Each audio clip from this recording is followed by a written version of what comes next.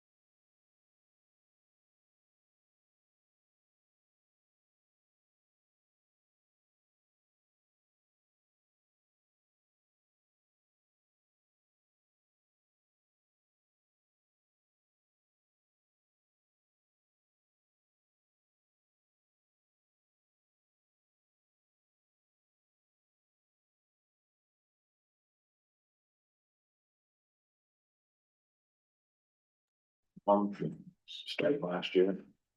Her office always comes right back, like within, Yeah.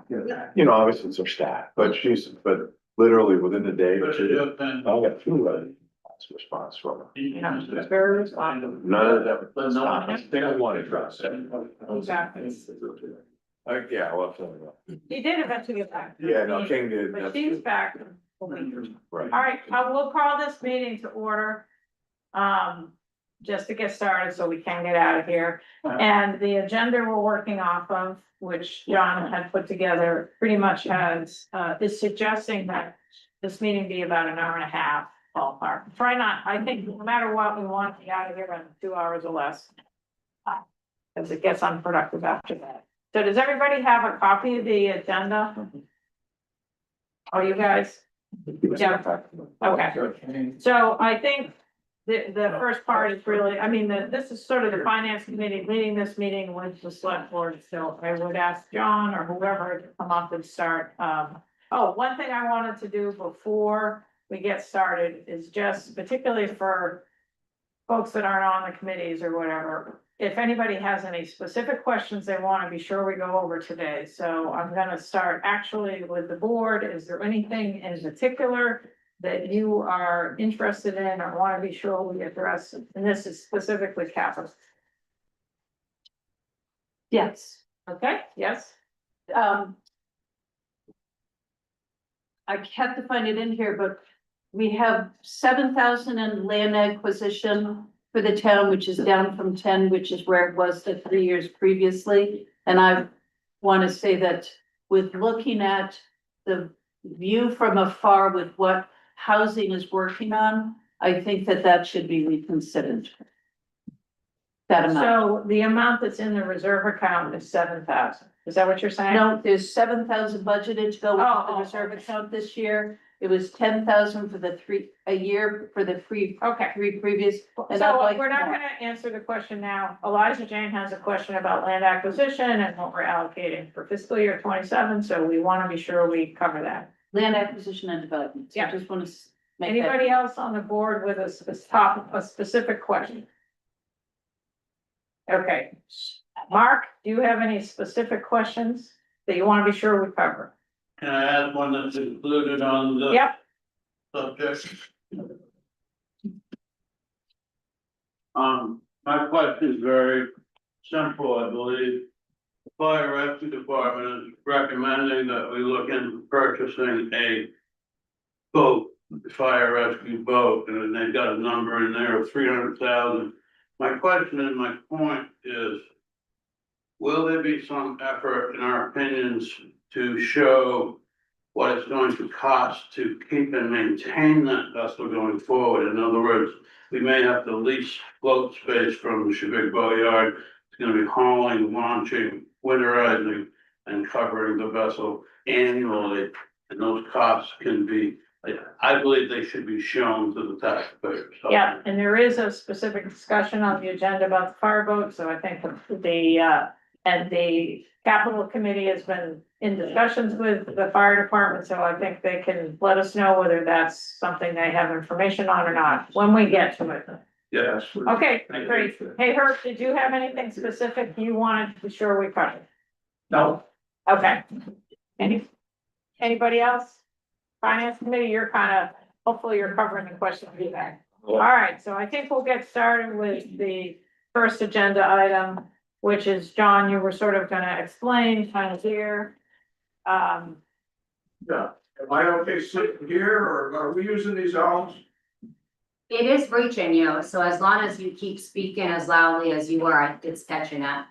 All right, my wife always accused me of yelling, so I'm probably fine. Is this the whole Wi-Fi password? That's right here. Okay, thanks.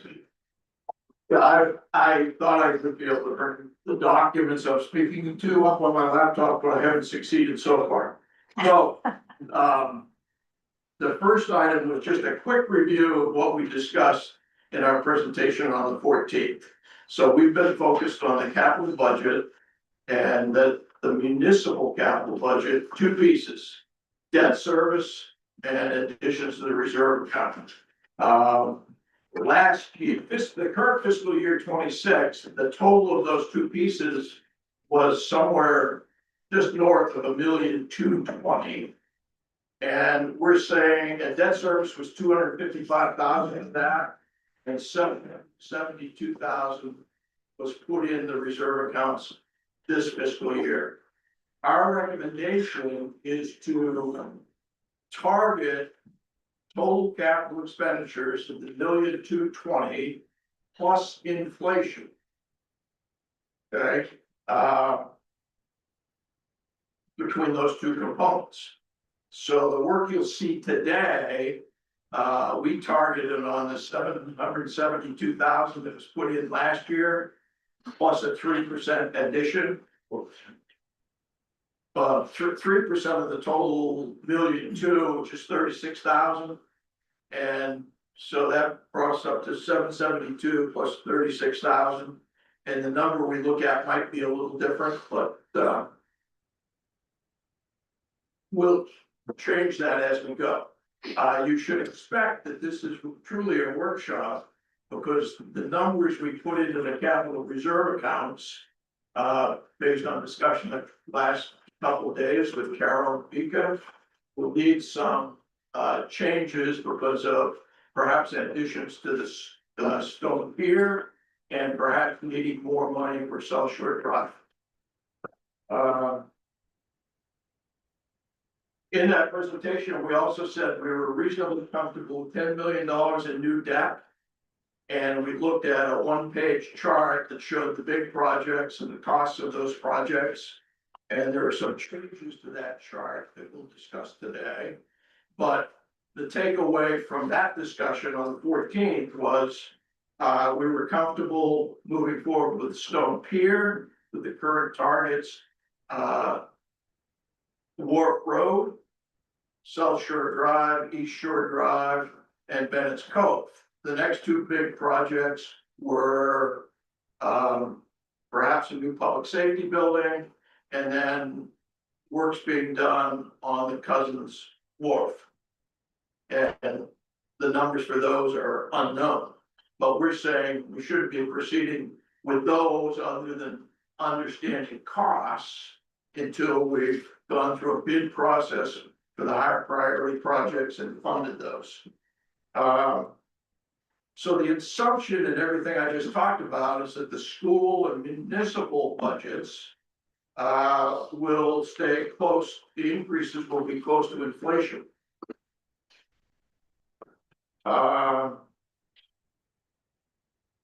Original Cumberland debt expires in fiscal year 28, and that has a savings of 205,000. So that's part of our comfort level with taking on new debt. Each $1 million of 25-year debt costs $70,000 annually. And we did, Herb got me access to the main bond bank debt calculator. And I went in there and confirmed that that's still a good number based on information they have there. Each additional 35,000 in expenditures. So if the revenues stay the same for next year's budget and the expenditures go up by 36,000, that would be approximately a 1% tax increase. Okay. And where you get that number is the tax assessor does a one-page village calculation. And as part of that form, he comes down to how many dollars need to be raised by real estate tax. And last year it was 3,600,000 and something thousand. So 1% of that 3,600,000 is the $35,000 or $36,000 reference. Last year, to get the budget with the tax increases that were there, $156,000 was used out of the unassigned or undesignated fund balance. And then additionally, at the special town meeting, another 61,000 was approved to take from the undesignated fund balance. So, any questions of, that's kind of, the way we think and talk about Okay, what changes happen when we make certain recommendations? So $1 million bonded is 2% increase in the budget. Is that right? Yeah, that would be about a 2% tax increase. Yep, Yeah, so taxes. yep. More. And when you say that someone that, and that gets retired, it's saving 200 something thousand, that's the total debt payment, that. Yes. Okay? Yep. So the next item on the agenda is a brief review of the capital planning process. You approved the capital planning process that we outlined back in, you approved it in October, November. And two pieces of that, big pieces were to go to the departments and committees and ask them to look at their asset list and develop replacement plans for existing assets. And then additionally, they were asked to fill out capital purchase request forms for purchases they were gonna make in fiscal year 27. And one-time non-capital purchases. That was less than 20,000, and I think we said with a cost of between 2 and 20,000 on those forms. So we're gonna quickly review the 9 forms that came back based on that process. The first 2 in your packet, well, the first one's an ambulance stretcher. We'll come back to that, but the next 2 are from fire and rescue, and they were to replace the air packs and the air compressor. And you guys approved that in Wednesday's meeting, and I think in that meeting was 117,000. So that 117,000 will come out of the existing capital reserve funds, which are 215,000. And that's a number that's been updated based on the work Mark and Andrew have been doing to update the capital funds. Another request from the fire department that was in that packet was the stretcher. Replace the stretcher. They talked about that on Wednesday. And then, so that's in the fiscal year 27 budget. Okay, but there's also funds in the reserve account to cover that. Coastal Waters submitted the next 3 capital improvement request forms. They prioritized their requests from 1 to 3. And I'm not gonna go through all the description of them, but it's float replacement, gangway, damaged gangway repair, pile repair. And so Herb has been involved in this process. They would like the target to have 50,000 in their reserve account. There's currently 59,000.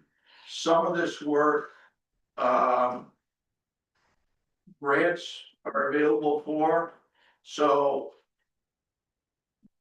the recommendation you'll see later is that 50,000 be put into the reserve account for fiscal year 27 for coastal waters. I think it's called floats and gangways is the reserve account, and that should allow them to do the first 2 of their 3 priorities. Maybe the 3rd one, depending on costs and grants and timing. And if they only do the first 2, there'll be somewhat of a reserve left in their reserve account.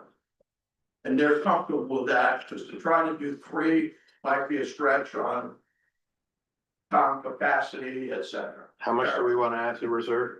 I'm sorry, How much do you propose to add to the reserve? 50,000, 50K. and we're gonna come to that next, or a couple steps, Carol. So one question I had on the forms, it says that the year needed was 2026.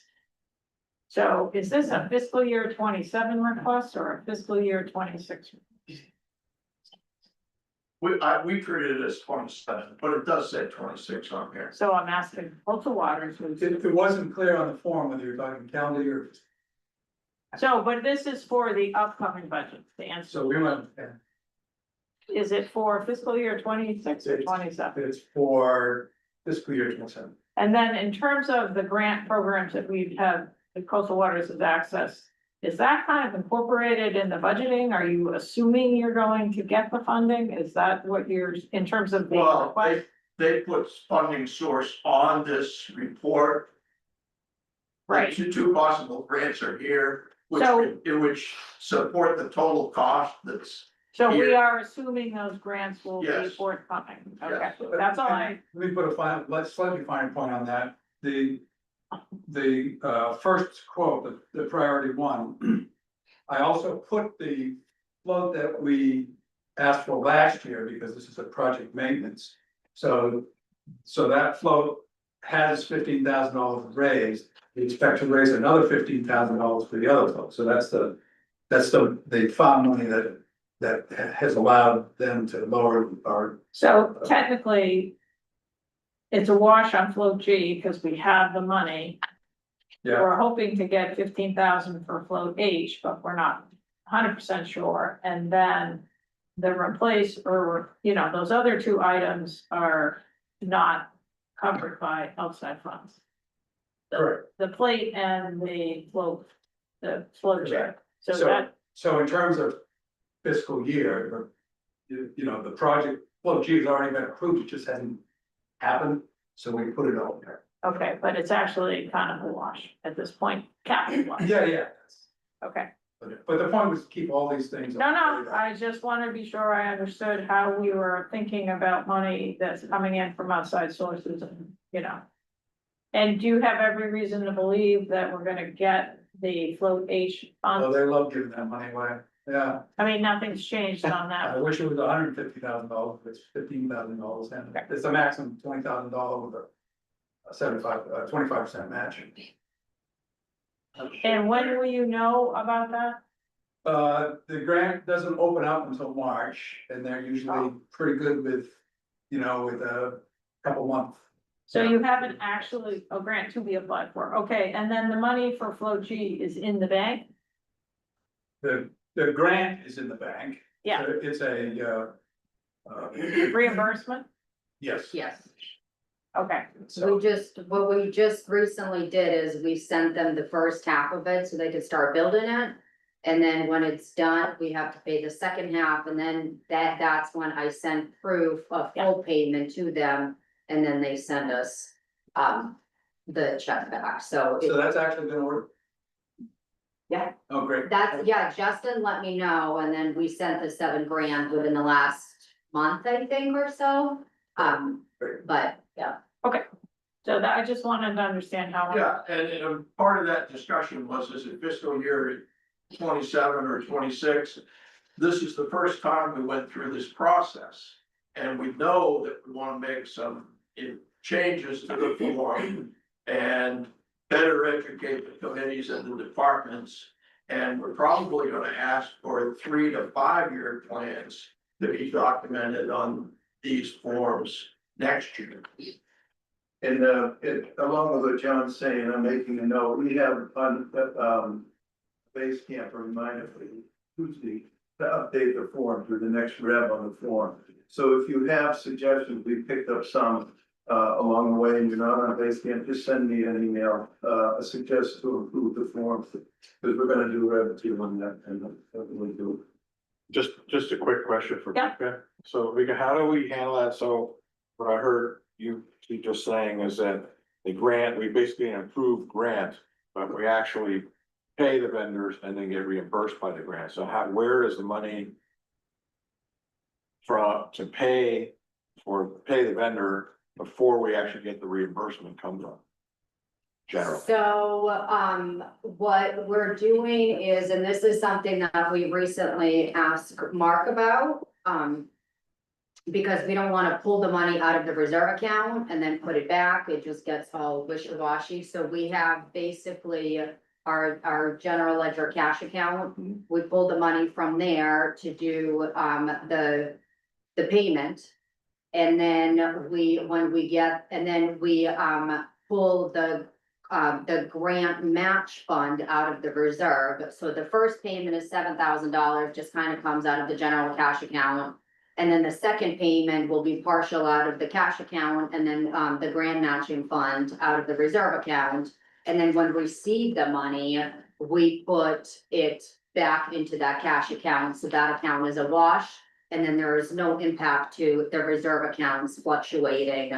Cause I can't pull money out of reserve accounts without authority, and technically I shouldn't be putting any money into reserve accounts without any kind of votes. And so that's how we're doing it, so then that account, it has no impact on, kind of the general expense So the budget. cash account is essentially an undesignated type fund or? It's just, I mean, it's where all of the money comes from, are, you know, on with Trio, but it's, to and from account, but it's not one of the expense accounts. So it has no impact on, you know, when you see these, it doesn't have an impact on any of the expense accounts. But we don't do that until we've received the grant and Sure. we've signed the grant contract, knowing that we're gonna receive the money, so. So basically, there's monies that sit in a cash account before they get distributed or removed from all the line item accounts. So it's like we have a whole pot of money, and then that money is coming from whatever. It physically comes out of our checking account, but on Trio for record keeping and, kind of for the sake of transparency, there's a particular account that has been recommended to us to use for a lot of those kind of wash expenses to not impact the general expense accounts for the reserve. And so that, what account are you using on that again? I don't remember the exact number or name of it. It's something that, Andrew and, Mark recently, So they set up created- specifically. Yeah, so now, as opposed to kind of, we had a less specific system historically. So now so we're separating these funds out of the general funds, is the difference. That's commission. And how does that show up in your monthly reports to the board? How do they see that, those transactions? So something like that won't show up on the current treasurer's report that we've given, but it comes as an expense account when we do the warrant. They see it as an expense account and they see it, or I'm sorry, it is an expense account in that case. And then they see with the warrant process, you see the actual accounts where that money is coming from. And we could ask for an accounting if we want, you know, for a report. I don't know how the grant management is gonna be working, but it would seem like whoever's, responsible for the financial part of the grant should have, a easy in and out transaction on that particular grant. I don't know how that would happen. Okay, well, the grants, I do think we gotta get, we're working on improving them, and I think we'll have to continue to do Thank you. that. So before we leave coastal waters, not to slow down the process here, but first of all, did you get your question answered adequately? Probably not. Because I basically, there's like this slush account is what it sounds like. There's just a account that has no designation.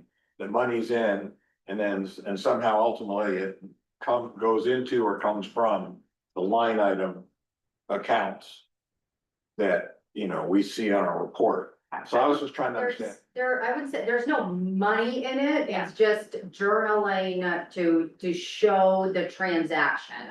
The only account that we have money in is our checking account and our reserve accounts. And so But the it's- money, The general fund account, right?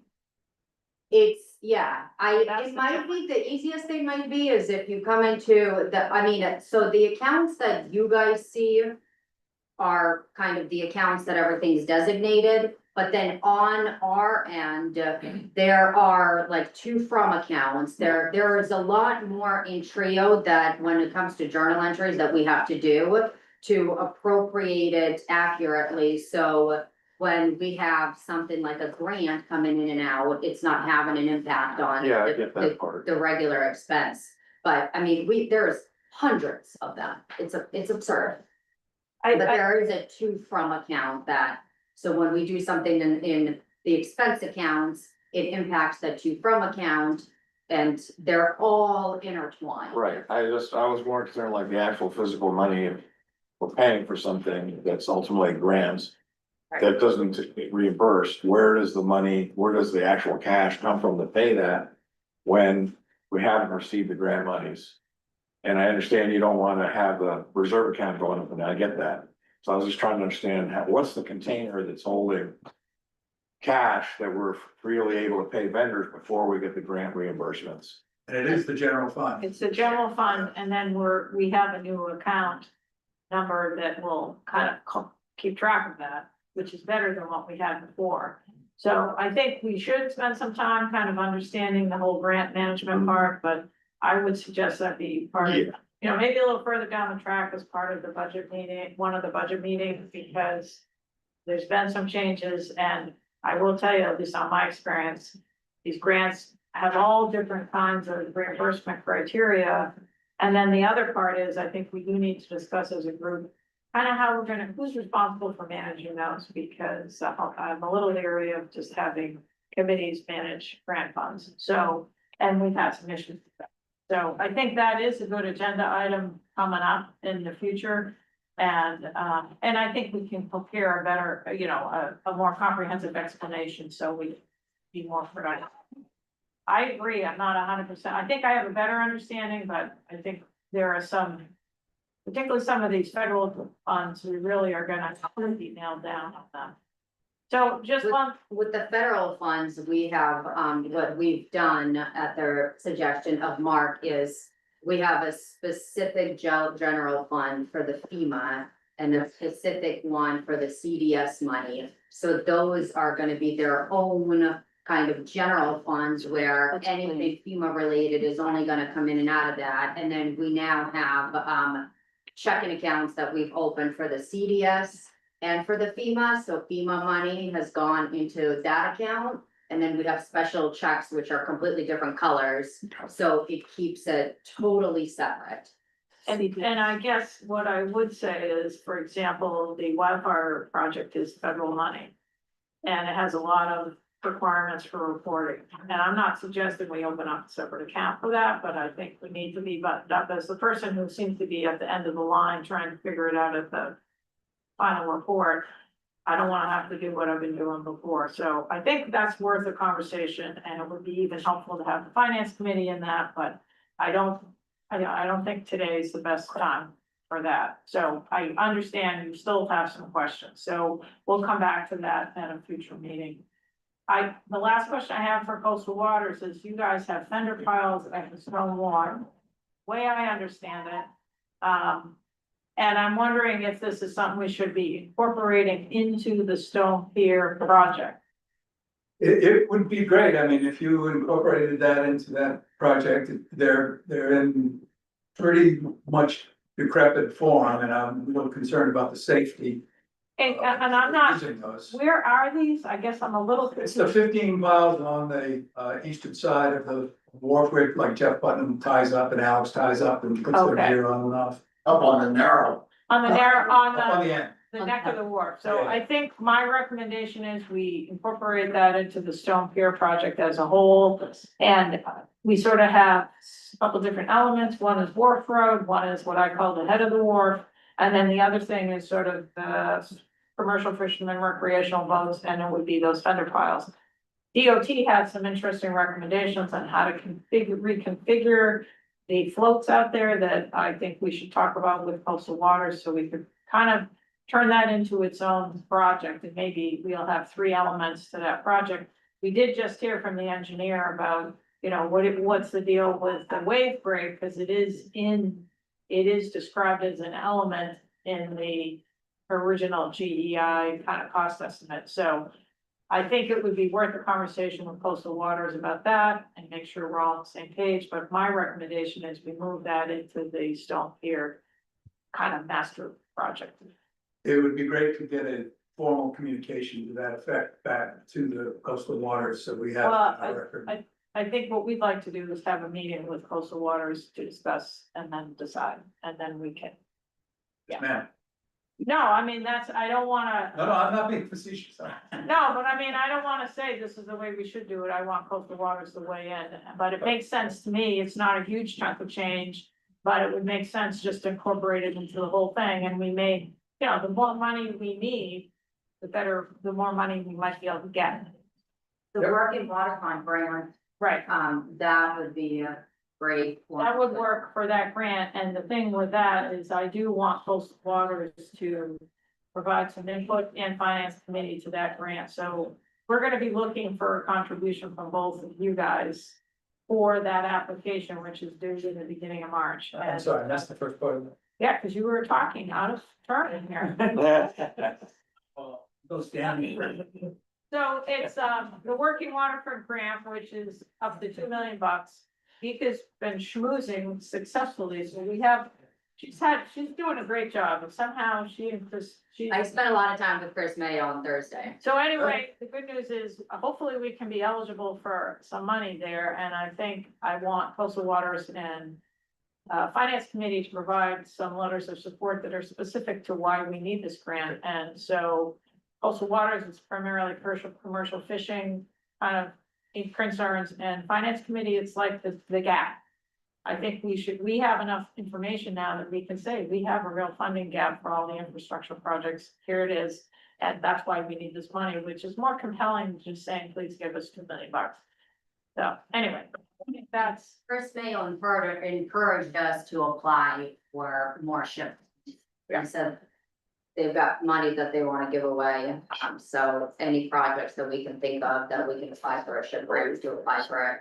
Which we did a couple months ago for the pile replacements at Chandler's.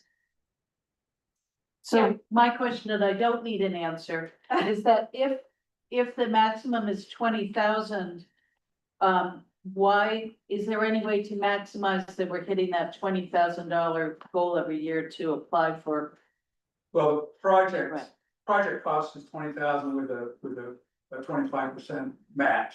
Yeah. So the cost that we get, the maximum amount we can get is $15,000. Cause we could have. So the floats is $15,500. See, didn't need an answer, but that was a good one. Thank you. okay, Okay. we're behind schedule already, so I'm gonna let John, Sorry, so, Good. yeah. So we just went through a capital request. Now we're gonna move on to the dashboard.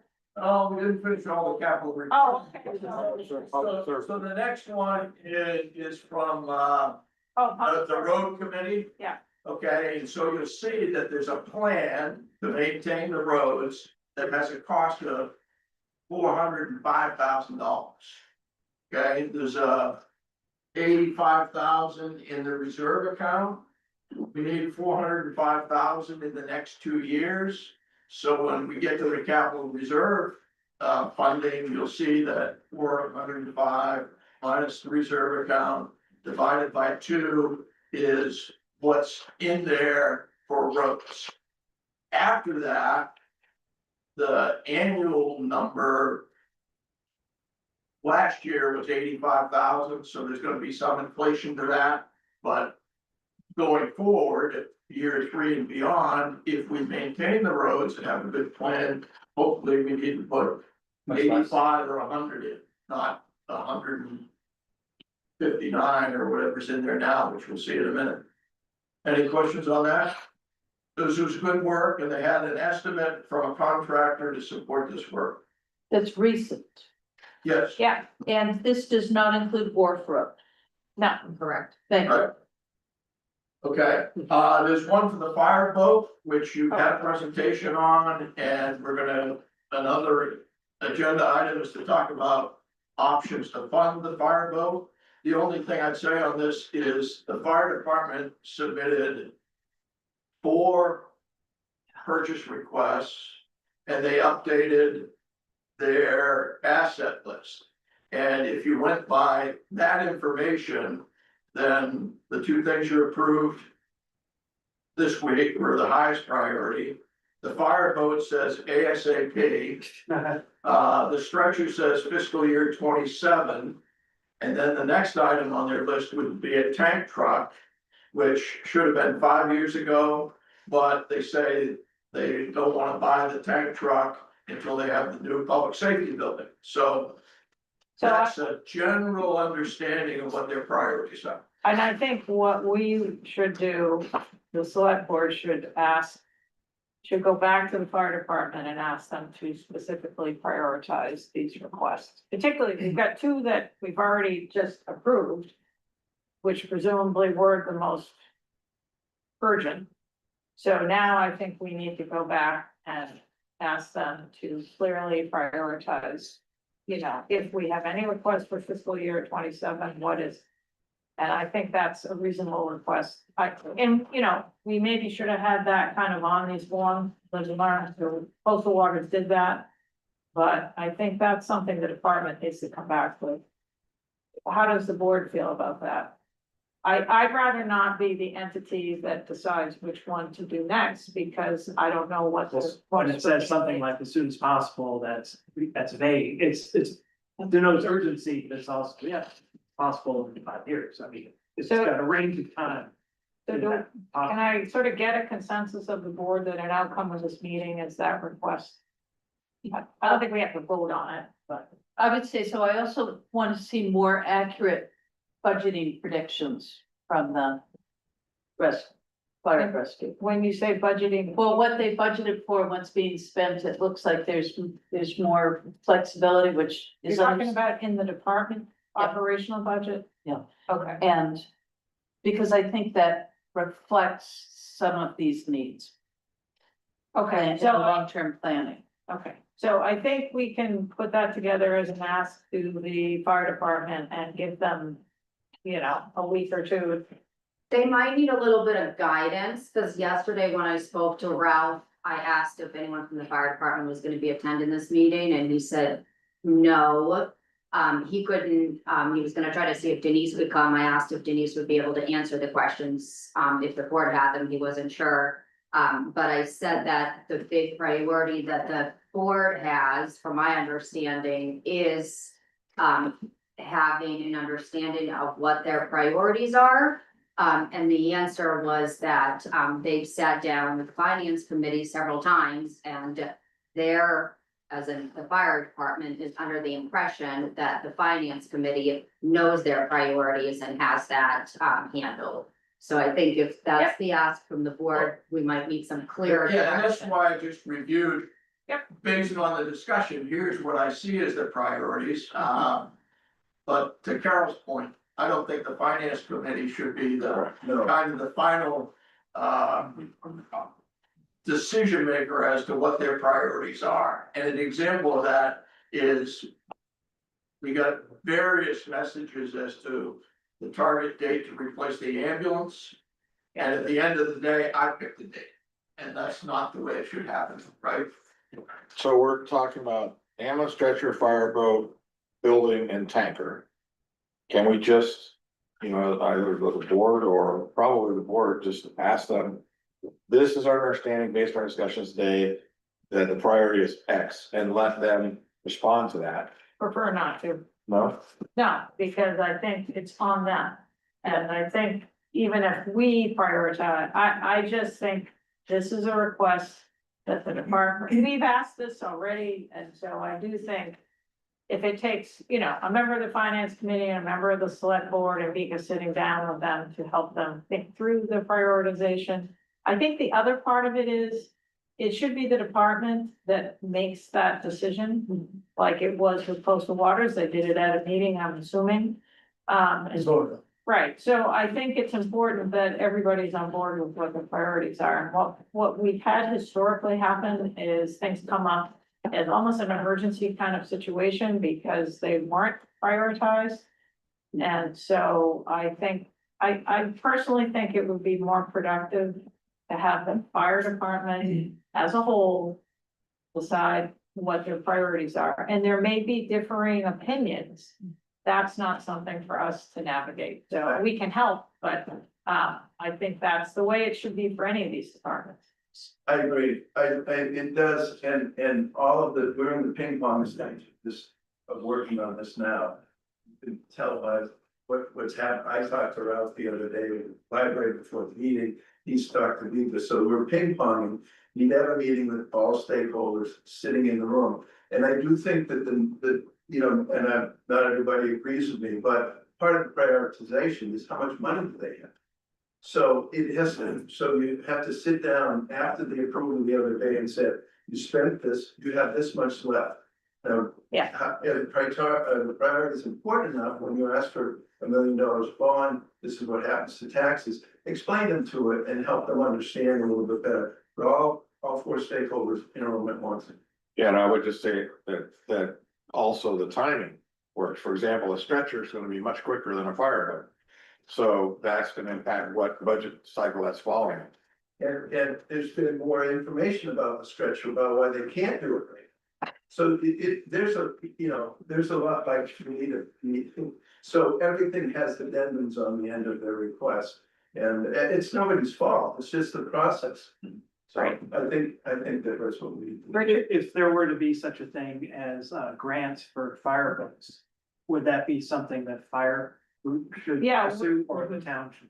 Well, it would be some combo, but that's later on the agenda. Oh, But I think sort of the first step might be to figure out what's the most urgent need, then we can apply the resources to that, and if it's the fireboat, then we can look into that. I do think there's potential.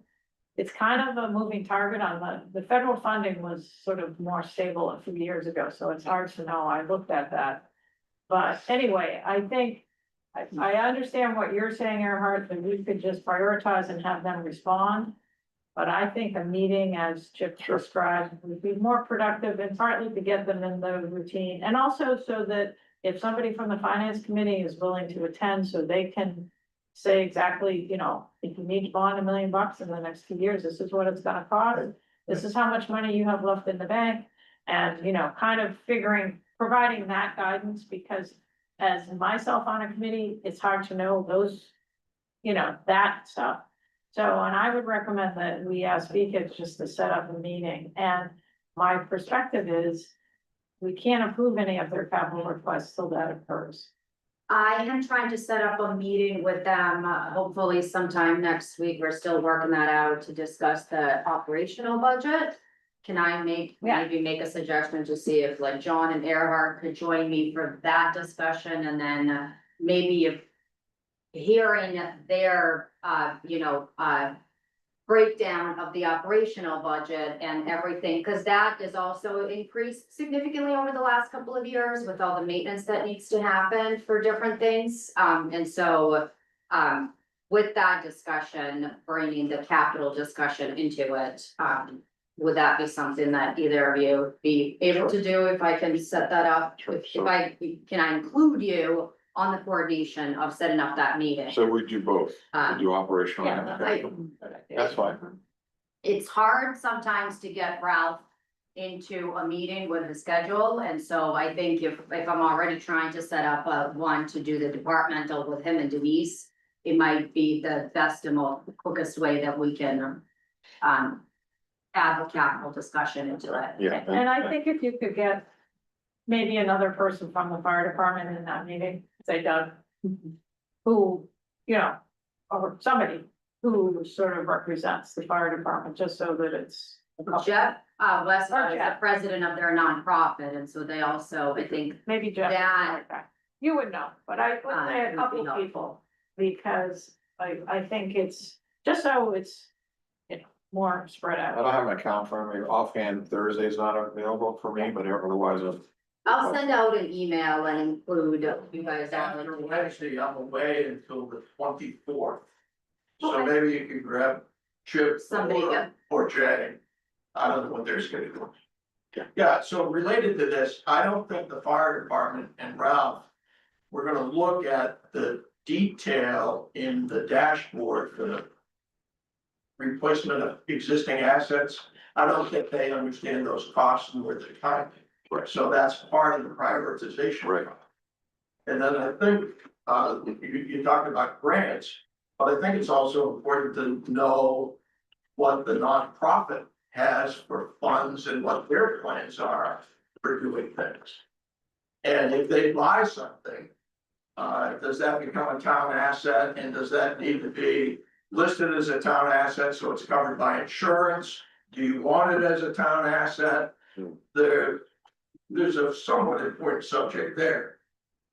Yeah, I think I mean, this is a conversation probably for another time, but have some kind of an MOU or something in terms of, because they do get a lot of money through the nonprofit and they do buy a lot of equipment that ultimately saves taxpayers' funds.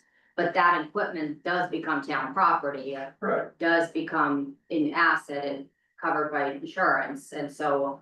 How does the town play a role in having a say in what happens through the nonprofit that could potentially have financial impact in the future? Can I ask a very quick question about that? Isn't that the 990 report that's annually due by nonprofits, isn't that what you're talking about?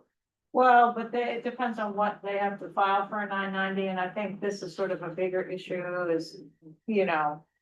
Who owns the equipment if we purchase it with nonprofit funds, and then, you know, all the aspects of insuring it and replacing it. So I think that's something, and I'm sure other towns have a similar arrangement, because it's not uncommon to have a third party nonprofit for fire and rescue, but I think finding out how other towns do it, but I do think we need to formalize it because it's. I know, like in the fire department, any of the departments in San Francisco, the city has to formally accept, there's a formal process to accept whatever's being donated. And then it becomes the town's property and with all responsibility on the town to maintain it or do whatever, so. Yeah. Typically vehicles, that was a real common one. As far as how much money they actually have in that, it would be in that 990 report. Oh, yeah, but Yeah, now, on their side, yeah. depending on what they have to report, the different levels of detail are required depending, yeah, got it. May I just, so when I look at the amount of input the committee has in coastal waters with the planning for those infrastructure needs, I would like to see the same type of committee out of fire and rescue when we look at the sheer the number of dollars that need to be spent to maintain it and what we're looking at for infrastructure. So I really would like to see a committee formed with that department for the development of the budgets. I think given the timing, you know, we need to kind of get this meeting soon. Yep. But I would suggest that you bring that up at your fire and rescue meeting as a suggestion. I think that should be coming from the membership of that team. We can ask for it, but it's really better out of. Correct, I think both directions, yeah, thank Okay. you. So let's move on from that. Are you good with So that? there's one other capital request form. The last one was for the replacement of the polycaster sand and salt spreader. That's in the annual budget because it's not a capital purchase. Yep. So this should be the only one-time expenditure of over 2,000 that should appear anywhere in the municipal budget because it was the only one submitted, right? Right, We'll find out together. yeah. All right. The next section is a brief understanding of the dashboard. So you've got a page that's got a bar graph on it. And so this is where the replacement of existing assets. Andrews created the database. Departments have said, yes, these are our assets. Here's the cost to replace them today, and here's the year we think they need to be replaced. And so this is a summary of that output. And so if you look down the bottom total, it would say that this year you need to put away $791,500 to replace those assets. Now, the list above is not complete because you can expand that, because the fire department's missing there. The fire department number is something like 540,000 for the year. We're going to discuss that in detail on the next page. So this is a work in progress. This dashboard's a work in progress in terms of the content. I think the content is pretty good. What is skewing those large numbers there's 4 fire trucks in there that cost replacement values between 350 and 500,000. So they're in these numbers. Oh, they are. Some towns would have a bonding policy And it might say that anything over $300,000 that's got a life expectancy over 15 years will be bonded. We don't have that. Okay, maybe we need to develop that. But we can talk about that in a little bit of, with a little bit of perspective when we look at the fire department detail. This is a huge step from last year, in terms of being available, these numbers. And they're designed to be that they're just a display number. They're not designed to be where we can go in and work. We'll show you how we do that afterwards. But these are numbers which are put together by the town. It's incumbent on the town to collect these numbers and then come up with a suggested amount to us. So Andrew's done a nice job with that. And basically, this whole process can be run with 2 spreadsheets. And he runs this off of spreadsheets. This is a portal that extracts information. But you can go and look at it. There's nothing that you can do wrong. You can't do anything. All you have is a spoon. You don't have a knife and fork. So have a look at it and then address questions to him. So one question I have is for example, we're purchasing the air tanks and the compressor, so after those are purchased, they'll stay on the asset list, but the replacement requirement is gonna be Yeah, updated to we'll be get that. 20 years or something like that. Right, The okay. detail page for the fire department. But this asset list is existing assets. When we purchase a new one, it's gotta go on the list. Correct, yep, correct. So a couple other things to point out here, over on the left. There's paving and there's floats and gangways. And neither of the 145,000 for paving and floats and gangways 15,000. Those were initial numbers from like a month ago, they didn't get updated.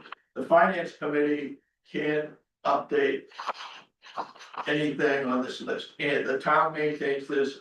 Andrew maintains it based on input, so we have to go back to Andrew and say, input this number. I didn't go back to Andrew this week and say, please change the paving number to X, and please change the floats and gangways number to. Which page you 50,000. Still on That's this it. one? On the left hand side, this little. The little, right there. On the left. No, this one here. Yeah, so right here. It's teeny. Wow, you're looking at Michael. Yeah, So Guys. the only thing that anybody accessing this other than Andrew can do is change the interest rate, which is what you assume you're getting for interest on the reserve accounts, and change the inflation rate, which is how much you say the cost is gonna go up of the asset over the 2 years, 5 years, 25 years before you buy it. I said it that the inflation was 3% higher than the return on the assets.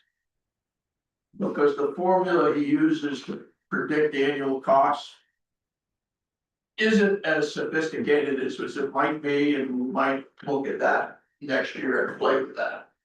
But if you set them equal to each other, you say we get 3% in Machias, and we get, and we assume 3% inflation. An example that popped out was the ambulance is 250,000 to replace today. We're not gonna replace it for 10 years. Well, the number that came out here was 25,000. That's not right. Right. Because you don't have the money invested, but the 250,000 is going up by 3% a year, so I changed it. And it came out 34,000 or something, you'll see that, which is more reasonable. So when you, for example, just change the inflation rate, it'll affect the entire charge. Yeah, you change those numbers and the chart changes. Right, which is great for planning purposes, just. Yeah. The other thing that it doesn't do, and it's very tricky to do it, I had a tough time doing it last year. But you have a certain amount already set aside to purchase these assets. That technically should be accounted in how much money you need. If you've got $100,000 sitting in an account and you've got to buy X amount of assets, some of that should be applied to each asset. That's a very difficult thing. Andrew's aware of it. But the reason, part of the reason that it's not really important is what happened this week with the fire tanks. You could be counting on with the backpacks and so forth, you could be counting on that, we could make a recommendation, then they come in and the money's gone.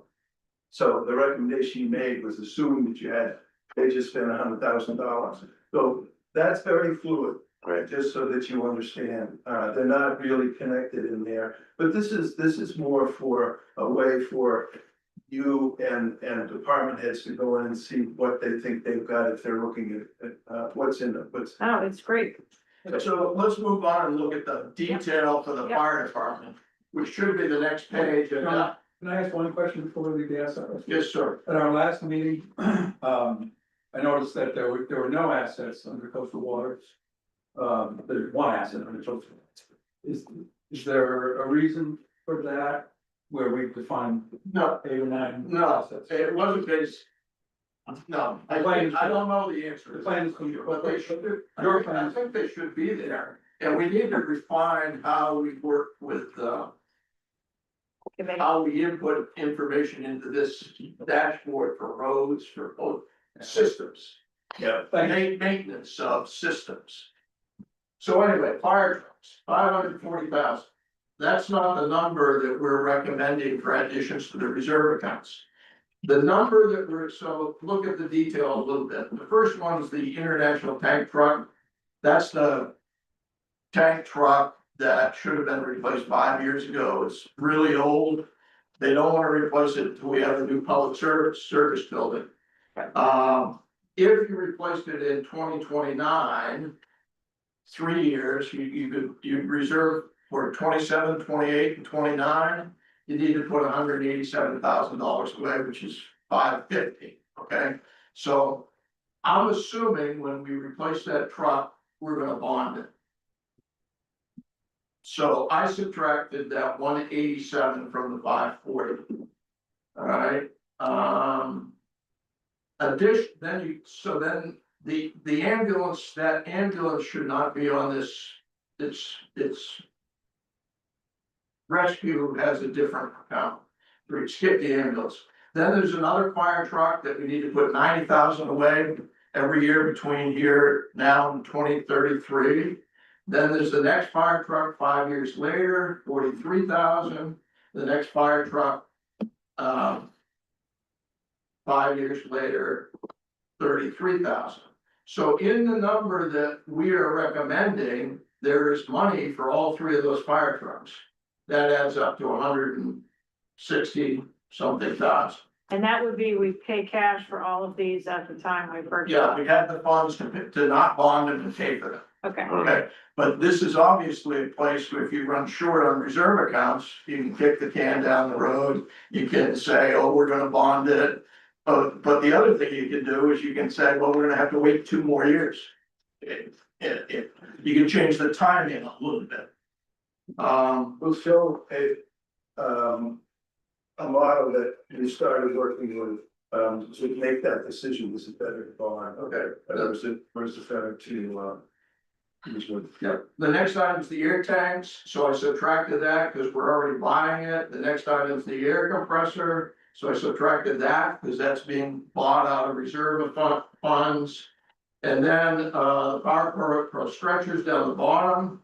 I'm assuming those 3 things are coming out of reserve funds. So the only thing other than fire trucks that's being financed here are 2 extraction tools that are expensive. But they don't need to be replaced until 2040, based on a review with Ralph. So for 13 years, we need to put $2,200 to $2,700 away to buy those extraction tools in 2040. So so our number that's on the sheet is 540 minus the international truck of 187, minus the air tanks, minus the air compressor, and minus the Power Pro stretcher. And that would provide funding for 3 fire trucks and 2 extraction tools based on the replacement schedule. And we're gonna come back to that because we're gonna look at all the reserve account additions. Any questions? just what's that figure then, if you subtract out the things you're gonna bond, and I'm just curious what. $182,000. Very quick question if I may. How is the life expectancy of these? Started out with 25 years. Okay, then the next detail was the Public Works Department, which shows. There's a page for that shows 92,980. The polycaster is in there, about 6 items down for 9,000. That shouldn't have been there, because that's being bought this year, it's less than 20,000. So it subtracted the 9,000 from that number. Yeah. And that's the reserve recommendation. So you can see there's detail behind each asset and how much is being put away for each asset. And the last two things on the list, the dump truck and the plow truck, why are those a Zippo? The plow and the aluminum ramp, No, the last two, what I see after the aluminum ramp. Dump truck and blade plow truck. well, they don't wanna replace them, so I didn't worry about it. So are those defunct now? Are those like not assets anymore? They got marked in use when they did the review, see that way over on the right? Okay, I think one of them is the vehicle that requires a CDL license that's used less. And the other one was replaced by the truck that was purchased this year. Yes. So those are fake. the blade plow truck was replaced. Yeah, I think they're being So we phased should out. take it off the list. It's been replaced, right? If it's They replaced, still not use used, but if they still use it, then it's. They still use it, but it's being phased out. Okay, Got it. all right. But to me, then it's not an asset. I guess, It's in the yard, it's in. Well, it is, cause it's not to maintain and stuff, so. I guess you're right. Yeah. Okay, so I was just asking because I was curious. Yeah. All right, Okay, then the next section would be our recommended reserve account additions, it's 2 pages. Highlighted in color. So on the right hand column in pink, so floating gangways 50 times, talked about that. Building facilities, that number came directly out of the dashboard. And you can go into the dashboard and see what that was replacing something at some point in time. Let's come back to storm damage, repair and restoration, because those funds, that 220 would be money that would be potentially put in a reserve account for a South Shore Drive work. And that's a bigger discussion. The 182 for the fire department, we talked about. The next one is the ambulance, so that's replacing, there's a 2003 ambulance that showed up on the fire department asset list. That would be replaced in 2035 or 2036. And so the newest ambulance would become the backup, and then you'd have a new ambulance. so I just want to understand the columns here. The request for fiscal year 27 is the pink column, Yes, right? By the fund, Just so everybody's following this. So right? FCREC is the request for fiscal year 27, right? Yeah, And is that's that- the fire, that's the finance committee's. current Recommendation. And I'm sorry, I'm just catching up to make sure I understand. The 182 for the fire department is the revised request, basically. Right, you see the Yeah. 540s, what the dashboard Yeah, showed, okay. and we reduced that to 182. Sorry, just catching up. All right, Okay. And the reserve balances are there and how much we funded it, you guys, town funded in the previous years there. Yeah. Okay, the ambulance, 35,000 a year for 8 or 10 years, I forget how much. Paving, that goes back to that. Yeah. $405,000 plan, minus the reserve, get to the 405 in 2 years, that's the 159.8. Yeah. Public Works equipment is the 93,000 minus the polycaster is 84. Recycling compactor was in the dashboard for 15. Those numbers, which include the 220, which we're gonna come back and talk about, add up to 768,000 at the bottom in green. Yep. The target with inflation, it shows as 792.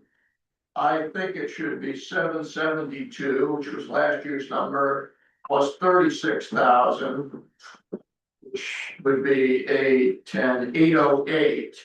So if that was 808, there'd be another 17,000 to add to the target. And so that 23 that were under the target would go to 40. So there's 40,000 if you accepted that target that could be added somewhere.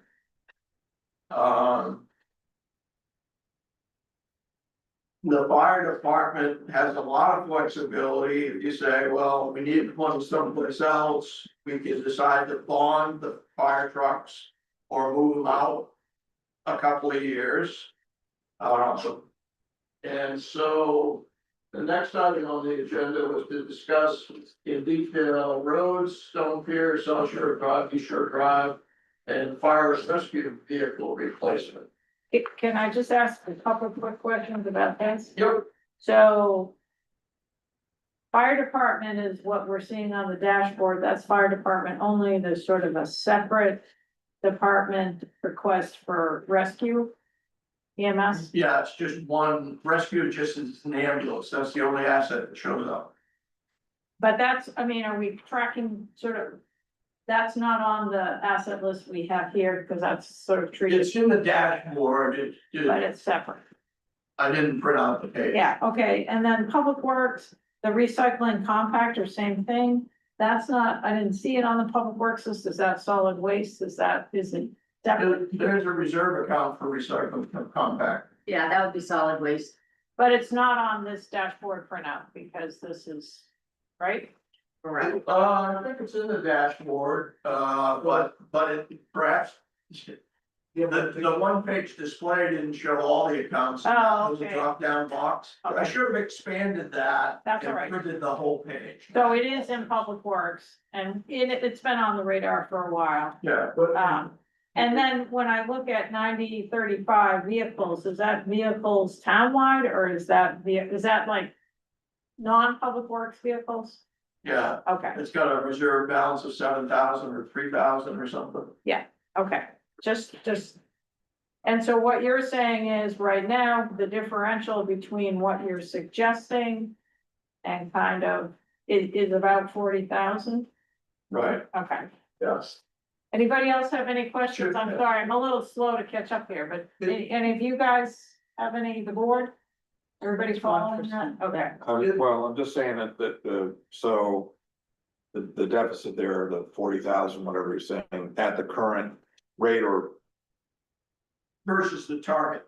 so the current rate that we've been doing based on last year's, or this year's, this fiscal year. We're gonna miss the target if we don't up it in this coming. Yeah, you're fiscal gonna year. miss the target that the finance committee said was a good target. And the analogy I was thinking about that, I think historically, at least for a few years, the town budget process gets done. Last year, the finance committee didn't get started until January, so we didn't come with these recommendations until, I don't know, March, it might have been early April. And we recommended bigger additions to the reserve accounts than were planned. And a little bit of that happened, but not much of it. So it's, the analogy to household finances would be, do you save first and then work the rest of the budget based on what's left? Or Yeah. you spend whatever you save whatever's left over. And I think historically, the town's been saving what it's ever left over. And I think to make this work with our capital. Right.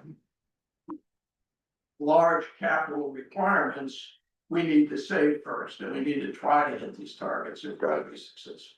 Yeah. So this would, basically, we're saying there's 40,000 at this point, there's 40,000 and we need to up Yeah, what we're doing. Yeah, And do I understand correctly that these represent kind of ongoing regular needs? They do not include any of the big infrastructure projects, right? do not include any, South Shore Drive, so more, they don't include any infrastructure projects. well, they Just- include South Shore Drive, so we need to go back and talk about, so on these big projects, Just hang on for a second. So where is, so South Shore Drive is captured in the storm damage repair? right. Okay. Yeah, that was a question we asked at our last finance committee meeting, and I thought we heard from you and Giga that, yes, those funds could be used for. You thought that was a legitimate place to Oh, fund I think that work. so. I just didn't catch that was, South Shore Drive. Chip had something. Yeah, just something about using that, the dashboard, the printout of the dashboard is only what you see on the screen, so. You have to scroll through this, it's a lens into a big Yeah. picture spreadsheet. But if you look up to the right of the other spreadsheet that John had on the detail on the fire department, you can see that by clicking a box up to the Yeah. upper right, and Okay. you see them. Yeah, and I should have done that and given you the whole page. We can look at it. Also, these numbers that he printed have, these print at here have changed a little, so don't put them in stone or anything. Yeah. They didn't know So- the last few minutes. Just so I understand sort of the big, high altitude. Of the infrastructure projects we have on the list, there was like 6 or 7, whatever, 5 of them. The only one that's represented right now in this request is South Shore Drive, the differential between FEMA and what we have come up with. Right, yeah, but we need to discuss that. Right, but I just That- wanna know where we That's are. what that's how we calculated it, but those numbers are moving, let's say. Okay, So roads, does anybody need any more explanation for roads, which is an important component of this? And the roads have always been funded since we're in Newtown from the reserve accounts. And we got a little behind and this is catch-up plan. Stone Pier, Carol thinks we need additional funds for Stone Pier, so let's come back to that one. South Shore Drive and East Shore Drive, there's 220,400 in here, let's come back to that, and look at the calculations. Fire and rescue vehicle replacement, that's basically what we talked about. Yeah. When we looked at the summary page of the 540,000. Okay, so South Shore Drive, if you can picture the one page we had in the January 14th presentation. That looked like this, yeah. it I don't listed know the if I- large project. Yeah. And so for South Shore Drive. It said the high estimate was $1.1 million. Now you guys approved option 2 of the GE, option 1 of the GEI. Option 2, Well, Option 1, option 2 Oh, was the right, more okay. expensive option, option 2 was the right, cheaper one. right, cheaper one. and we thought we were putting in the high estimate for option 1 of $1.1 million. Yeah. But I believe that high estimate is now what? $1 it's million? 1 point, It's 1.25, Yeah. it was between 1 and 1.25 is what was in the initial. So report. instead of $1.1 million on here, it should have been $1.250 million. right, Okay, the reserve account has 124,000 in it, and the FEMA money is 878. So so the 220 that's on here is the $1.1 million. Minus the reserve, minus the FEMA money. Okay, but there are 2 significant changes to that. The estimate was low by 125,000. And the engineering potentially costs an 125,000 on top of the 1.25. According to, well, that was my question, according to that was, Pika, I think that might be an open question. that was a question I asked Vika to look at, so she sent John and I sort of this, let's start with South Shore Drive, Vika, why don't you summarize what you, and that's why I wanted some clarity about that, whether the engineering is included or not. Based on the paperwork that I worked through, the way I understand it is that the 1 0.25 high end of option one, the $125,400 expense for the engineering cost that we just signed up for is not included in that number. FEMA funding is $878,000. Engineering costs are $125,400. Which brings in, and FEMA did confirm that we could use FEMA money for the engineering costs. So after the fact, we're looking at about $500,000 that we have available of FEMA funding to go towards the cost of South Shore Drive. So In that's, other words, the gap that we have to fill after the FEMA money, including the engineering. And we can confirm that with GEI, but I think that's the case, is about $500,000. You said $500,000? Yeah. Yeah, so that 220, so we were looking for a way to finance it out of reserve funds. There were Well- significant discrepancies, and I'm not saying we can't, but Right, and that's so adding 280,000. it's also partly when's the construction gonna occur? You know, so can we split 2 fiscal years and then do 250 one year and 250 the next year? based Yeah, on the contract that we just signed, what GEI is estimating is, for construction to likely take place late winter of 2026, early spring of 2027, which if we meet that deadline, the work will be in fiscal year 27. 27 all. All the work will be in Right. fiscal year So that was 27. why I asked you to do that analysis, and the other thing is, the FEMA money does have restrictions time-wise.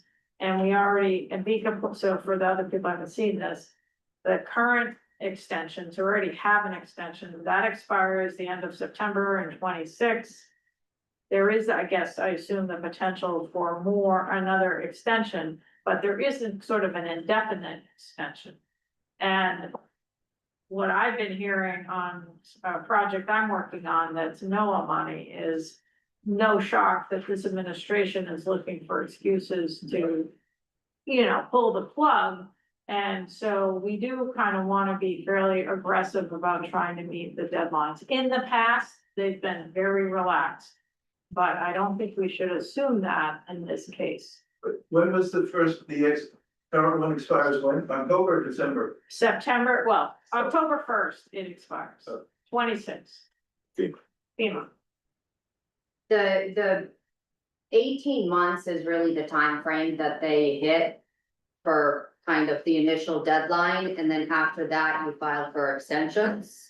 And so where we stand with South Shore Drive right now, the FEMA representative that we have, has our contract, has our, signed agreement with GEI, so they're aware of our timeline and our anticipated process. They're also very aware that for areas like East Shore Drive, we haven't even engaged in engineering discussions to determine what that cost could be like. That's significantly smaller project that hopefully would take a little bit quicker. Does commencement, for instance, if you pay for engineering, does that satisfy them that you commenced using the FEMA money, or does it have to be all used up? The physical project has to be completed.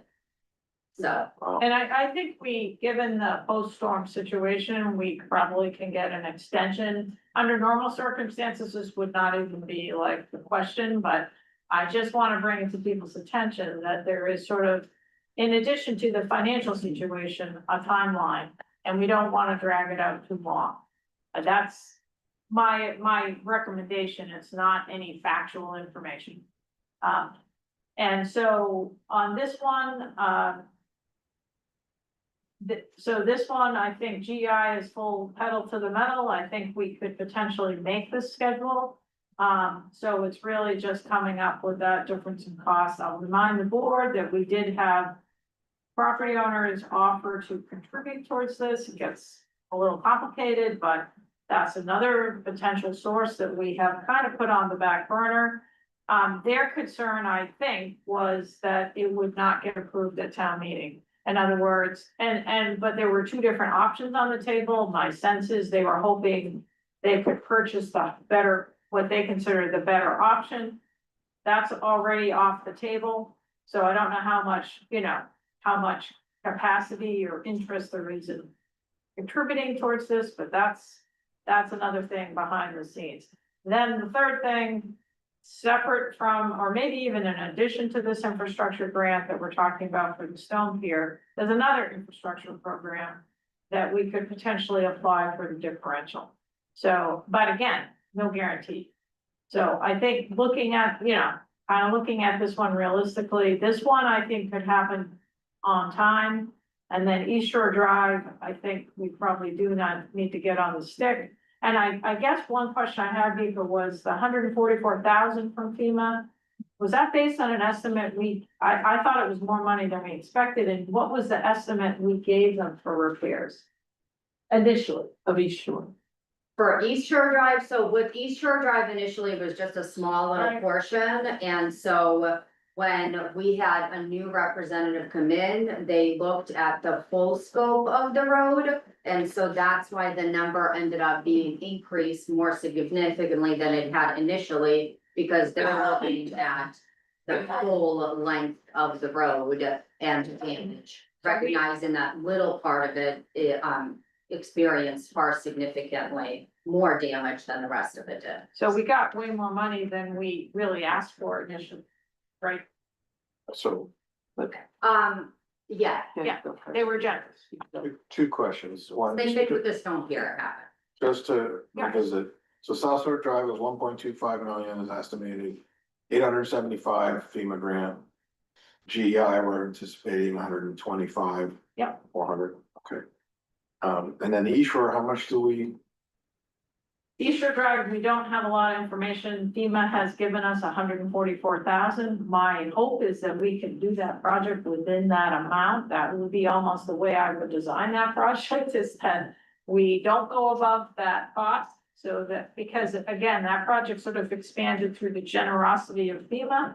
So I think we try to make that work within the funding that we have available. and we can use FEMA for the engineering? or- Yep, yeah. And same thing happened with the Stone Pier. Initially, they just gave us literally a couple $1,000s because what they did is they looked at.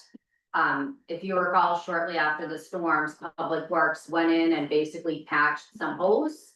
And so the first representative, when they came out, they physically measured the space that was filled in and they determined a reimbursement based on that.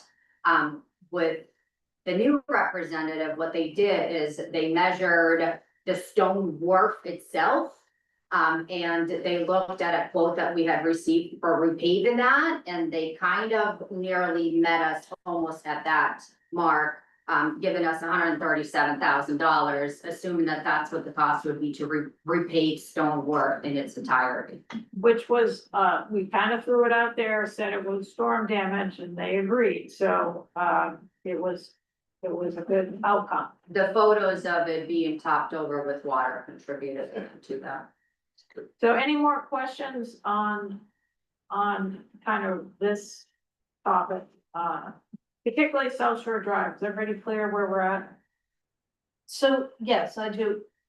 So much of this hinges on the work by GEI to do these projects.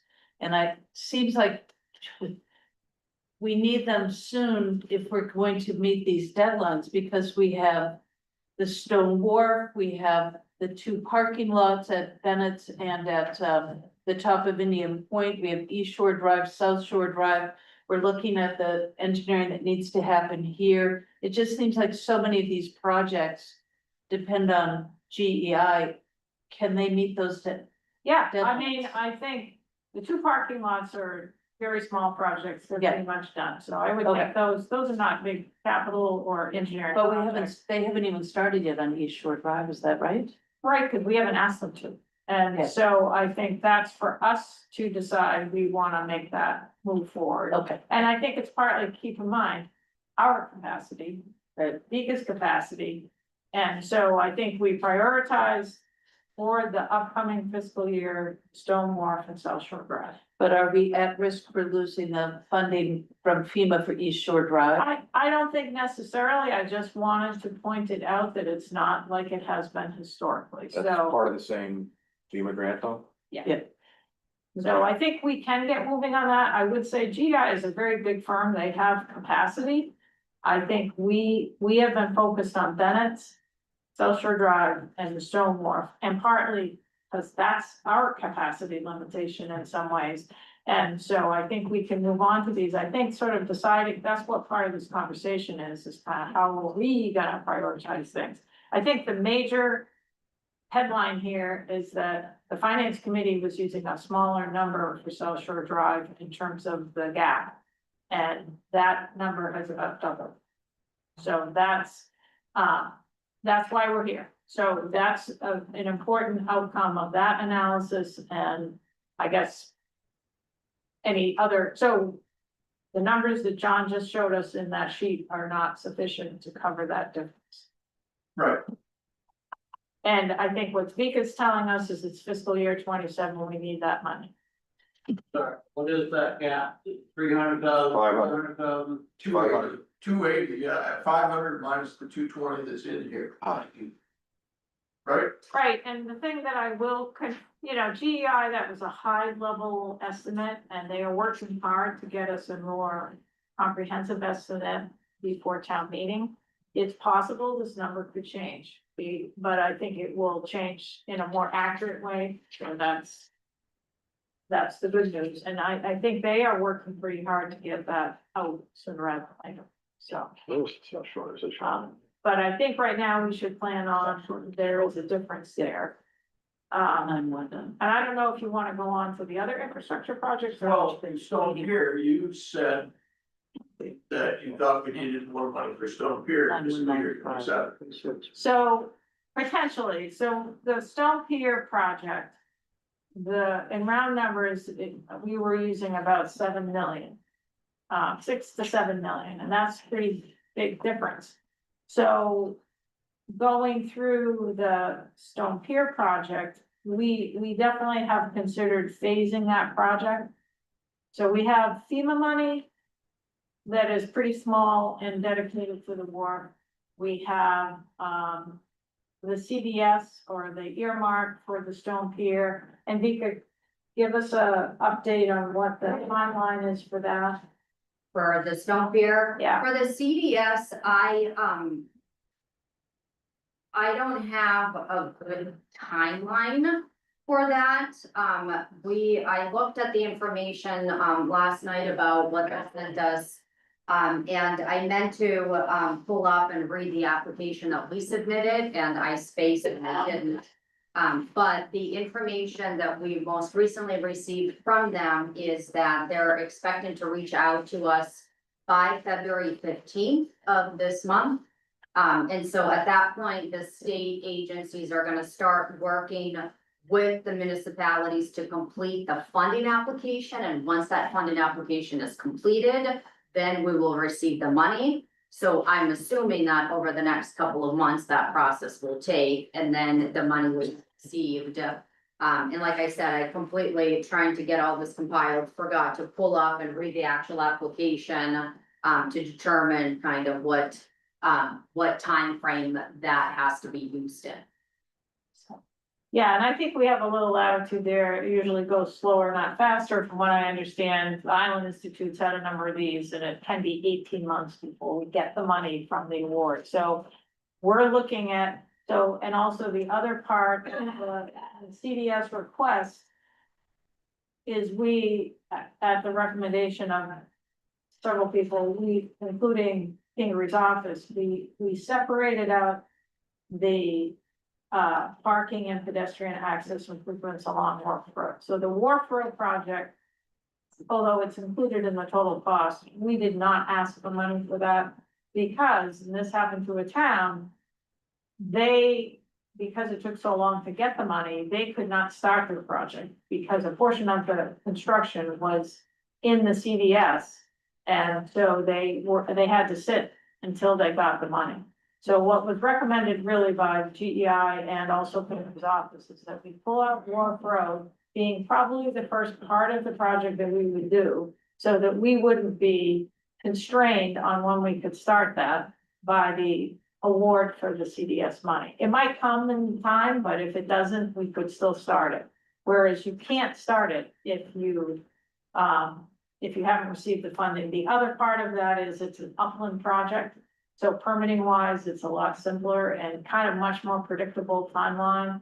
Whereas the wharf itself, particularly now that we have federal money, and even if we apply for this working waterfront grant, there's quite a few kind of environmental permitting hoops you have to jump through. So what we had talked about this time last year was phase one is Wharf Road, including the pedestrian access improvements. And this cost does not include development of the golf course parking, at least the way I see it. But at least I don't think it does. I have to go back and look. And then the second part of the project would be, so that would be scheduled for winter of, same as South Shore Drive. We'd like to do that winter of 26 into 27. And the estimated cost for that part of the project is 1.3 million. And then the next part of the project would be what I think of as the wharf head. So it's all the improvements on the area, the circular area by the barge ramp, sort of not the head of, not the stone pier itself, and not the narrow, what we'll call the pier. So, and this project now, as it's envisioned, we're sort of leaving the pier as is. We're not gonna elevate it, it's still gonna be used for fishermen, but we're not gonna elevate it for, access by cars. Then the third part, I think, the way I would see it is sort of the whole bit about the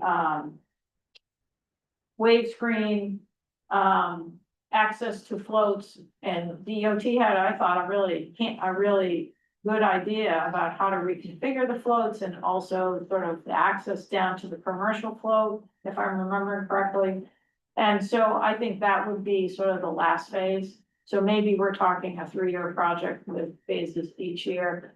There are, particularly for the stone wharf head of the wharf, there's gonna be restrictions on when we can work anyway, in terms of in the water, so it's gonna be a little complicated. I'm a little unclear on phase two. What is the phase two? Phase two would be from where Wharf Road hits the wharf, the telephone pole area there, all the way around, but excluding the, what I think of as the stone pier itself. But that doesn't include raising. No, it does. It would Okay, include okay. raising the elevation. Here, yeah, no, I got it. Yeah. And so there has to be sort of an elevation up and an elevation down, so that's part of this project. And then there would be some float that we're changing the ramp and floats so that we would access it from what I think of as the head of the wharf, instead of where we do now, and those would be longer ramps down to floats to the ferry. What DOT's recommended is, potentially moving the commercial float a little bit, making access directly, not from where the ferry lands, but from a separate access, right? But we're still not including the golf course property, right? I gotta check on that, and I'm sorry that I don't remember, but You mean the CDS money included in the golf course? the golf course parking lot, I don't remember whether the construction cost is included in the phase one of the golf course. And so in the, what's called here, parking and pedestrian improvements along Wharf Road, 1.3 million. I honestly should have known for today, but I can't remember whether that's included in the cost. But that would be, And developing. that would be the logical time to do it, though. It would be, though I think it was a cost consideration was part of why they might have taken that out. I don't know. Okay, But so, we're gonna lose spots. Yeah, no, it's definitely something we need to think about. But again, I don't know if it's included in this estimate, that's all. So the estimate for like all the construction improvements was 6.3 million. Then the engineering itself was about 470,000. So the total cost, and I will have to check on the golf course, was 6.7 million. Counting the engineer. Permitting, Excluding Warford. nope, that would include Wharf Road. I'm talking about Wharf Road, head of the pier, down to the recreational floats. And this sheet had 9 million. Could be. That And would be good. yeah, it would be good, and I'm trying to. That's a, That's a fire station. I think also those had those two happening in the same year, right, fiscal year 27. Yeah, so that, and I think maybe, I'll have to check, I'm pretty sure that does not include construction. It will include the design and engineering, because they're doing it right now for the golf course, but what might not be included is the actual construction. Because that's gonna be expensive, it's shorefront permit, it requires a zone change, it's, so that's something I should confirm, but At least it's probably on, usually paid. I think what, it is logical if we're gonna displace some of the parking. Actually, the first round would not really displace any parking on the head of the wharf because we're doing the road. But ultimately, we lose parking, Until we do the parking lot. right? So it could be that the park. Said be put in one document. Yeah. Can everything you just outlined be Yeah, put in one well, I document did, for all I of did us? put together, the one I put together first, and maybe I made a mistake, but I thought the original one I did outline, but I'll review that. Yeah, but I think the numbers and the timing might be a little different.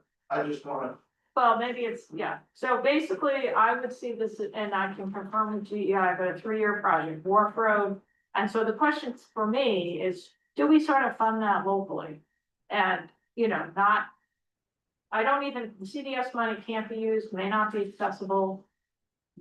I don't even know that the Working Waterfront grant, if we got it, would allow us to use it because it's upland. Road and parking, so this is kind of strategically why GEI is like, make that a separate project, almost like a local project, because you're talking about improving a road. It's not marine infrastructure. It relates, Working waterfront, the road wouldn't be applicable or the parking lot. So my understanding is the CDS, and if we're lucky enough to get the other $2 million grant. that's If we're all, lucky, $3 million worth of grants would have to be specifically to the phase of stone work only. right? And potentially the floats and everything else, but only that area. So the road itself is external right now to any of these grant programs. How much should we have FEMA? FEMA, we don't have, and FEMA's for the wharf head specifically, and it's 140,000, so. Oh, how about It was Yeah, a bonus, but FEMA is for, the way they looked at it is repaving physically stone wharf. which needs to happen. And that needs to be expended probably, well, I'm almost certain well before the physical stone wharf road. Stone wharf work will happen, and so what I'd like to do is reach out to him once we get a little bit more into this process to see if this money could potentially be used for doing some maintenance and improvements, kind of not the stone wharf, but where the gravel parking area is, so it's a little bit onto the stone wharf road, but not entirety, so kind of see how much they're willing to let us stretch that a little bit. I think it would be fine. Otherwise, we need to get extensions, which is maybe not likely, given it. Well, and I think even potentially the area that we are currently using for the ferry, which is kind of hazardous, that it is what I think of as the stone wharf, the pier. I think repaving that area might be worthwhile, because as long as we know what the elevation ramp down is, I think it's hazardous. I've seen so many people fall there and it's pocket, so that's another place where we could, I think, legitimately spend the money. I think if we're in the works, have a plan, have a contractor on board, I don't think FEMA's gonna give us a hard time. We have a great guy right now. Yeah. He's awesome. And so kind of part of the reason to be full speed ahead is because he's great. What's his name? He's got one. That's fine. I don't remember right Yeah, now. that's fine. I was looking at it yesterday, but right That's now. I mean, he sort of defies everything that you've been told about sort of female employees. He's really helpful and seems knowledgeable. Yeah, with any contracts or anything that we're getting now, I send them to him just to get a confirmation that we're good to go, so we don't experience any issues in the future. Mark, That's all great to hear. Based on this discussion today, do you think the select board and the finance committee will recommend a contribution this budget season to the stormwater reserve? yeah, I know, I also think we may wanna look at bonding Wharf Road. That's what I'm asking. At 1.2 million? Thank you. Or 1 million would be maybe, I don't know. So you mentioned there's gonna be, we see 3 phases to the stone wharf. What, one is Wharf Road, Stone Pier, and what's the third? Sort of the whole issue with access to the commercial floats, to the recreational floats, the wave screen. Where they all go. What's that? So I see it as 3 steps, and I think it could be done in 3 separate years. First year is Wharf Road. I think that's on us primarily, and part of kind of getting moving in that is so the public actually believes something is actually gonna happen one of these days. But also to improve the pedestrian access. Then the next one would be the area between, say, the end of Wharf Road, the telephone pole there, the whole head of the wharf, barge ramp, all the way up to pretty much until you hit sort of the narrow pier going off. And then the third phase, which would maybe year 3, would be the floats, ramps, reconfiguring that, wave screen potentially, you know, how, and that to me is probably the lowest priority because it's less complicated in terms of actual infrastructure. That would be where the fender valve would be addressed, that we. Yes, and again, I mean, very quickly, I would be interested in rather that the engineers, in their opinion, thought that the end of the stone wharf that will not be raised, potentially needs any stability work at all while any improvements are being done. Right, but there is the risk of the undercutting of what we just raised. If that doesn't get raised, Yeah. how are they gonna handle that? Well, I guess I'm trying to understand that question. So like the turnaround area right now, Yeah. the big turnaround, area, that's all gonna get raised up and you know, Yeah. that work's gonna be done. But the extension of the pier is gonna be left at Well, it's gonna be a ramp a down. ramp down, Right. right? So the issue is, which is fine, but the issue is if you get wave action coming over that, is there a risk of it undercutting? Probably not. The raise They've done here. 2 stability studies, and I don't think there's a concern about the stability of that pier in its current form for the use that we're proposing, Yeah. which is primarily commercial fishing access and then pedestrian access to the floats. And elevating the pedestrian access is a question that GI is looking at now, because I think what we wanna avoid is sort of nuisance flooding problems through some year, but we're not gonna design it for, you know, a big storm, because we're not gonna access it. So that really cuts and the same is true for the stone pier. We are really looking at non-storm flooding through like 2070 or whatever, but not accessing it during January 24 storms. Which is always an issue with rescue. Because having a rescue during that flooding. And one of the things that other communities have looked at is sort of evacuation prior to known storm, you know, in other words, like they do for hurricanes, just might have to evacuate if people have concerns. Yeah, And that might be where your mutual aid would kick in with long enough. well, it would still be, Because but we there wouldn't might, I think that's a separate conversation, you're absolutely right, but I think what a lot of communities are looking at, it is sort of, you know, an evacuation plan in the event of an extreme event, so that they're not building their infrastructure for that kind of worst case scenario. So one of my questions is, referring to the neck or the pier. Would that need to be repaved? I mean, it's Yeah. very uneven, so having that be a priority as a phase. so that when the base of the stone wharf is raised, that's in good shape, and what, does it make sense to use the money for that? I think we could, that's something we can talk about, so I think potentially repaving that sooner rather than later. But there's also the issue, like, we wanna piggyback on other paving, and Yeah, so, but doing that one, to me, knowing that we might actually then pave over a portion of it with a ramp is okay. I do think it is a pretty serious safety hazard, so trying to I do do that, too. so I agree. Yeah. Especially, and I'm pleased to see the piece, as I understand it, that's at the top of the the ramp to the CTC ferry, because that's an uneven area. Right, and that's gonna move to. That will move, but to in the where we meantime, load it's not traffic very, now, eventually. it's not only, I think, unsafe, but we've seen people fall there. So I guess, so to cut back to what you guys were asking, I think there's South Shore Drive is more money than what, and I guess in retrospect, we maybe should have filled out like capital request forms even for these projects, but we didn't.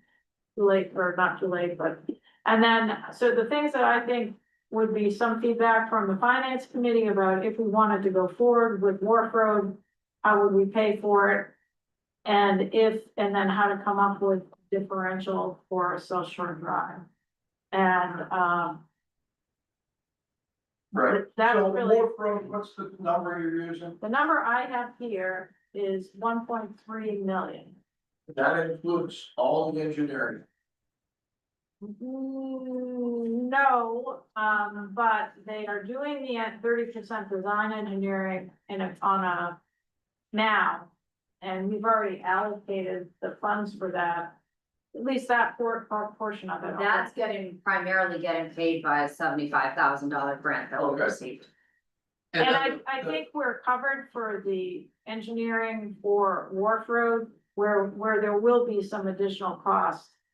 Beyond that grant potentially is the actual here.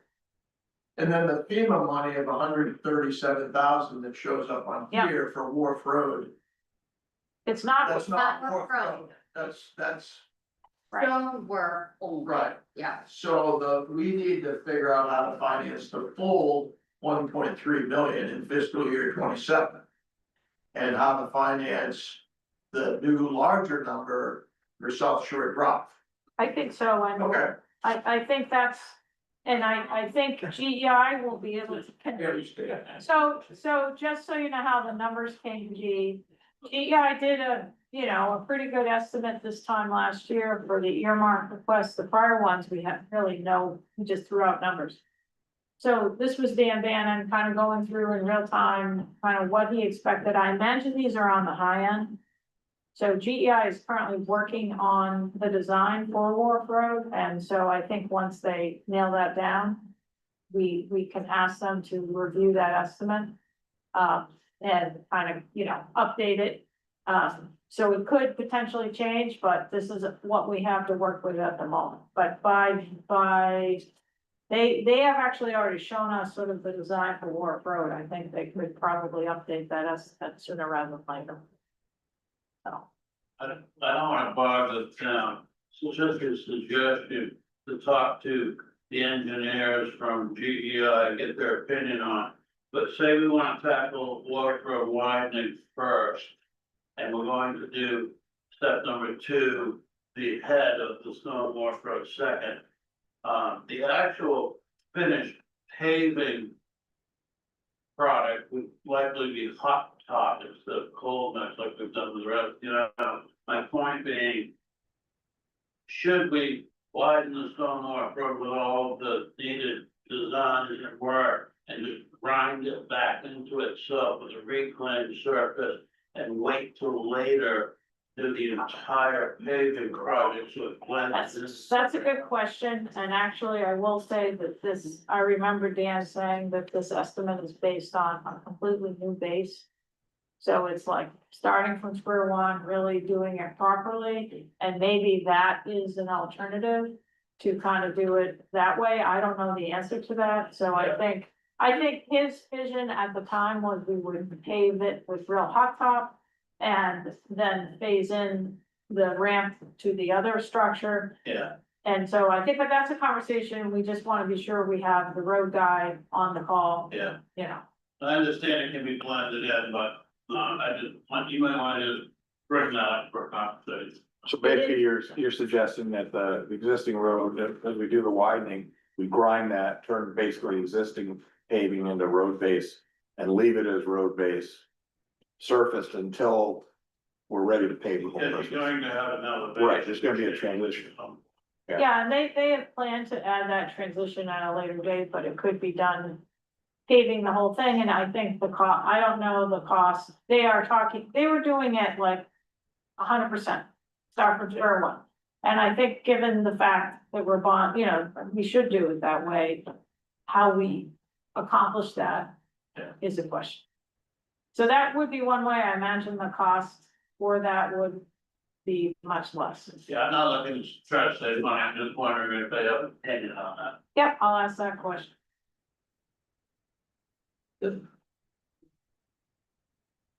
But it's also, the other aspect is it's pretty disruptive. And so the number of times we go back to do that road, and I think they were using November through. The problem is trying to kind of, I guess, hot topping, how late can we do that until the late fall? Yeah, hot topic was tricky out here because the, product needs to be a certain temperature, by the time you get it out here, it's stuff wrong thing. Right, so I think if we're doing it in two separate steps, then we're gonna have, you know, and the hot topping would have to be earlier than, or in the spring, whatever. Sorry about it, then. No, That's a good point. No problem.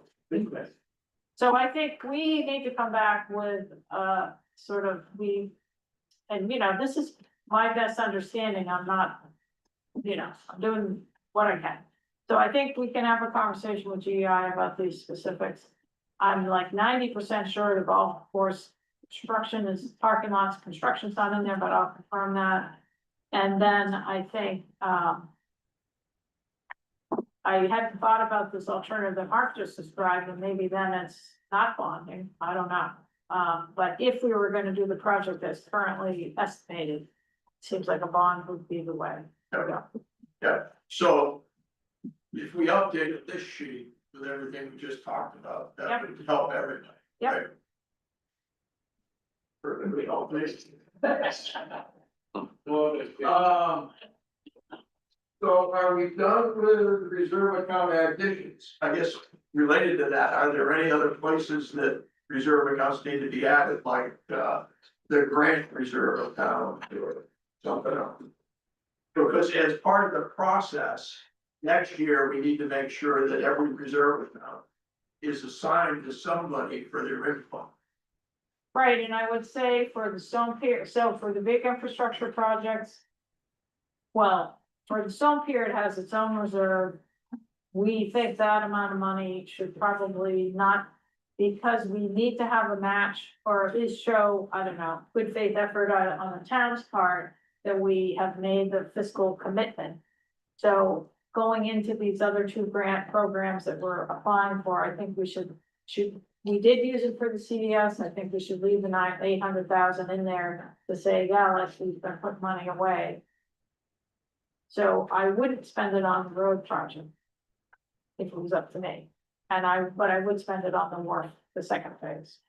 The working waterfront grant, which is up to 2 million, there is a 5% expected match, so if. The town is looking to apply for that, it should realistically show that it has.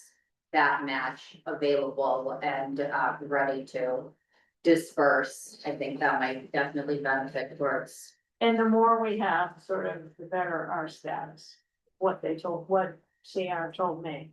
So like, if, you know, having a 10 or 20% match is even better. And where do we want that?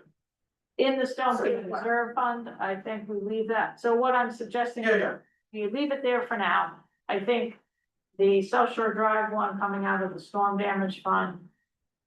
We probably need to think about either adding more money or otherwise bonding the combo, maybe. Right. And I'm sorry, I can't give you the number today, but. that part of the app, the problem is the person who prepared these is no longer at GEI, so the other person is getting up to speed. I asked her these questions and she'll get back to us first thing, probably next week. And we asked for the parking lot golf course. We asked for them to do an estimate on that, right? Yeah, no, it's included, yeah. It's a project as part of the design, but I don't think this cost estimate. We don't think it's in this one. Right, and one of the things DOT has repeatedly said to us is you can't include it till you have right title and interest or something much more secure than like, yeah, we think the golf course will give it to us. And they've been very clear about that, so we can't include it as a project cost unless we have something nailed down, more than what we have right now. So the Some agreement with the golf course, is that what you said? we have an MOU right No, now. I understand. To agree, but it would be a Right. vote of the board and a vote of the golf course saying, yes, we are going to turn this over for the, Right. it's a done deal. I sent information to the attorney, so if all works out, hopefully by town meeting, we can maybe get something together to do.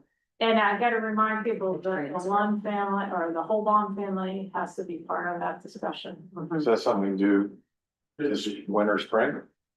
Like have those sessions and get that nailed down? Well, I think part of it, yeah, it is something we could potentially do. So I think we had a golf course committee, they ended up with an agreement to agree. Something like that, but part of it is contingent upon, potentially, I would assume some of the golf courses. I think the big contingency was the golf course wanted to understand what the road widening plan was and how that might impact the golf course. Correct. And for example, if the road widening plan were to provide angled in parking, I don't think the golf course would go for that. It's not. But So that's one thing, we do have a pedestrian walkway, and so I think that is the first step, is sort of describing, here's the plan. Getting buy-in from the golf course, so we're not ready to just make it. But I do think that also needs to be, provided to the public.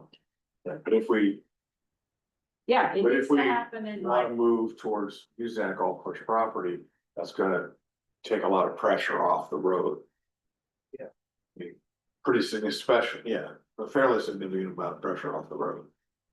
yeah, I would say that a satellite parking lot would be something we should also, I think in a way, for the contractors, that would be Yeah. a workable solution and potentially less expensive. So if it was me, I'd include a satellite lot. The work that the facilities committee is doing with the new fire station across the street.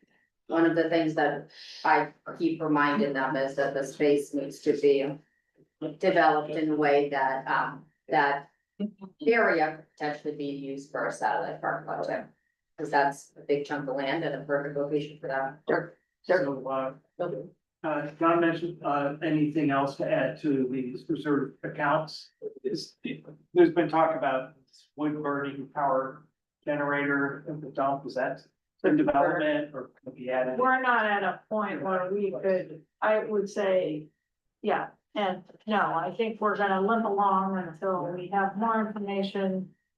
And that's another one where we might, if we're gonna do it, we might try to find some outside money. And the second thing that I'm not seeing here is the work that was done, it's. The impact on taxes is looming. And the need for the circuit breaker program, I don't see reflected here. That was the circuit breaker program, we heard the presentation by Ben Pavula.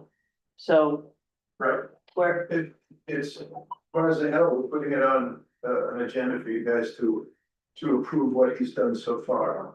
okay, For him to wrap that up, but that will have an impact on, well, not on this, it would have an impact on the annual budget. I think it was Operational. warrant item that would say okay, up to X number of dollars is approved for tax abatements for people that qualify under this okay, program. so that's where that appears, thank you. Right, the amount that he's suggesting be added to the budget is within the plus or minus range of any of these discussions, it's small. Nothing. Okay, Initially, and yeah, It's all. I don't believe, So we could take this discussion about South Shore Drive and then the Stone Pier and Massage. rework the numbers, and I think something will have to be bonded. I, Based on the timing I heard, which was South Shore Drive's fiscal year 27, and phase one, Wharf Road is fiscal year 27. Right? hopefully, Yeah, and you all should have heard that one place that there's funds available in our proposal is the 3 fire trucks. There's 160,000 a year that's going in for the second, third, and fourth fire truck. You can put, if you push those a year or two, you pick up 160,000 each year. Okay? Additionally, what we didn't talk about is you've approved eliminating the solar array reserve fund and moving those funds somewhere. There's $94,000 there. Okay, we have, or are close to having a final unassigned fund balance number. It's higher than certainly I thought it would be. I think it's above 600,000. I think based on the existing policy, the 16% minimum to the 25%, that would be a range of 400,000 to 600,000. So potentially some of those funds could be used, if you work to the midpoint, there might be 100,000 that would be available. The finance committee would make a recommendation that going forward, and we'll put this forward at some point in time, that unassigned funds be moved to to reserve accounts. Okay, it's a source of funds, That could be used for the 2 big projects we're looking at for 2027. it could be used anywhere as a reserve process. and So that's money that's there that we can play around with as you fine tune the budget. And I think in terms of timing for town meeting. GI will refine their estimates of both South Shore Drive and Wharf Road, but we won't have gone out for bid. So we won't know the actual number, but I think the sense is that those two. So we're gonna go to town meeting and ask them for a certain amount of money, but we won't know the actual cost of the project. It might be a number not to exceed, something like that. I think, and that's one thing on the bonding, like how nailed down do we have to have the project costs will be a question. I kind of remember this coming up before. But I think that it gives us a little more time for the wharf head, which is the big chunk of change, to get those numbers nailed down. But I think it's more predictable. Wharf Road, we can, they probably can predict that cost a little in timing, a little bit more reliably. And same for the differential for South Shore Drive. So I think it gives us as close as we can get in the time frame we need for town meeting, a pretty good estimate. But I just want to be sure everybody's aware. It's not like we'll have gone out for bid on those projects, but I think that's not an uncommon way to do it, just in terms of timing. March is when we're supposed to anticipate, pretty decent cost estimates from GEI for South Shore Drive. And Stone Pier, we really do need to circle back with them and kind of get a couple of these questions answered. And so, and I think she's working on it right now, so. Okay, so on the budget, there was a proposals on options to fund the fire bill. Yep. Maybe that goes back to this next discussion between Yep. Select Board Finance Committee and the fire department. But if you read it, if you bonded it, it would be about a 1% tax increase. The second option was to steal fire truck money. By pushing the fire trucks out, so if they wanted to get the fire motor, so. I think, yeah, first we get the fire department to weigh in on the relative priorities. And then, and the other thing about that one might hope that we could find some outside money for that. Like maybe grant money or something. The fire, yeah, or maybe some of their nonprofit, dollars, I don't know. And Ralph actually is on a committee where he felt that they might actually be, you know, he's on this internal fire department committee, and it was his impression they might be able to provide some funding. So I think that should be discussed with a smaller group, and you could come back with a recommendation there. So the basic question is the fire department its own nonprofit or are they? They have a separate, no, the fire department's a department of the town. Yeah. They, like a lot of fire and rescue, they have a separate nonprofit, just like the library, for example. They have a separate nonprofit that can accept funds and spend funds, and that's not really integrated with the town right now. It's not our money, it's their nonprofit, the 501(c)(3). But that gives them the permission to go out there and try and raise funds. Well, we probably had, it'd be better probably to raise funds, you mean privately? It's separate from the town, have them go raise. In terms They get of- a lot of donations. Yeah, they get They donations. get a lot of donations, because they come to the town and then we, pass them on to them. And then, but if we were gonna look for grant monies, it'd probably be better for the town to try to get those. I will say the new fireboat the town of Hartsville has was a donation from a single individual, who I think may have been rescued. Yeah, pay for the whole thing. Here, I was just saying also there's So the, maybe Hope Island wants us to be able to access them, and we can ask them for. right? I'm not joking, seriously. we also had the timing of the Cumberland debt that we will stop paying. Yeah, Can right, be but considered. that'll be a year. Yeah, it's a year, but I'm just saying they may wanna delay a little bit to. That could help. But the fact is too, we're using someone else's boat, which is, you know, I get the need to do something. So then the other subject here, that's why these things were multicolored. They were cut and pasted from a smart sheet that, Chip created, was we think there's value in consolidating some of the reserve accounts.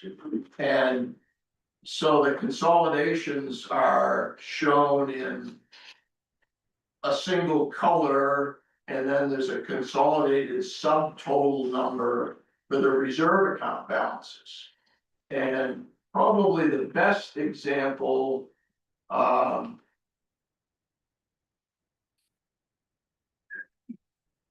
where consolidation might be helpful would be the second one down, the light blue. Yeah. And so if we had a reserve account that was titled, and it requires a lot of definition after it, but existing non-maritime town infrastructure.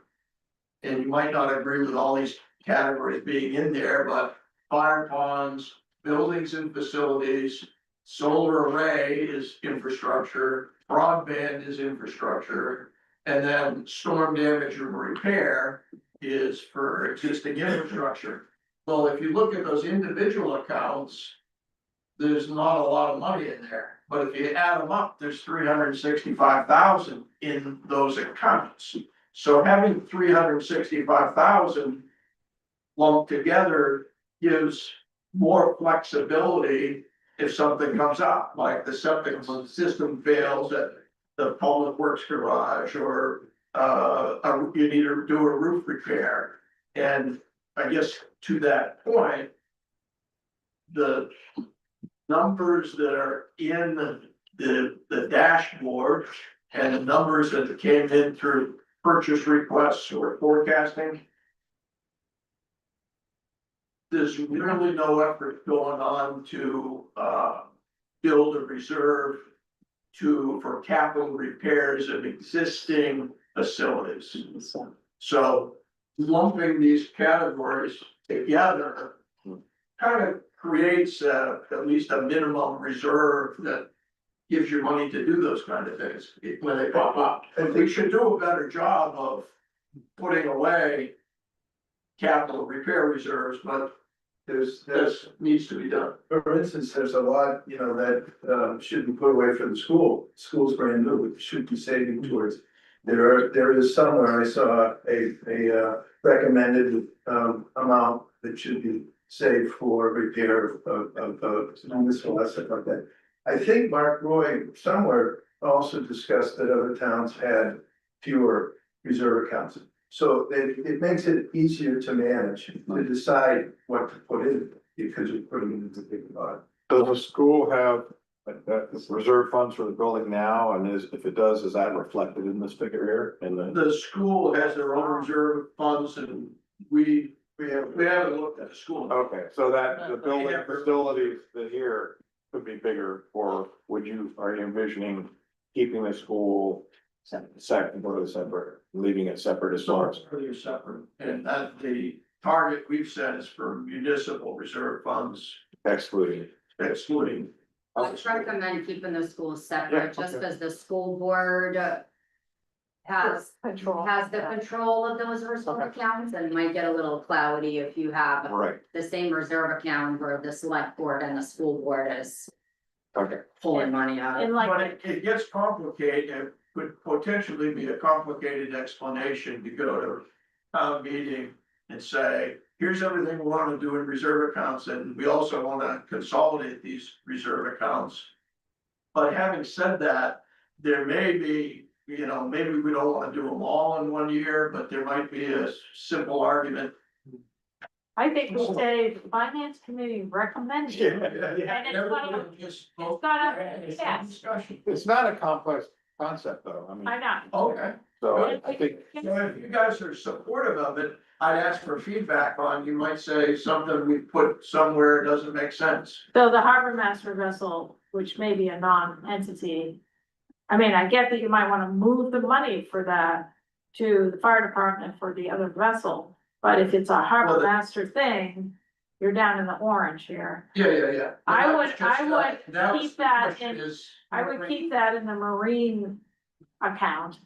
And if we decide to kill it, fine, or, move the money to the vessel that the fire department wants. But to me, a harbor master vessel doesn't belong in the fire department. That's how I see it. Yeah, the only reason I put it there was because I thought there was a question with the harbor master be able to use a fire rescue boat.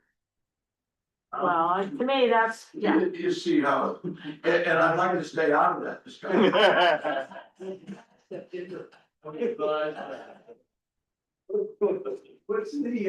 What's the mechanism to consolidate these?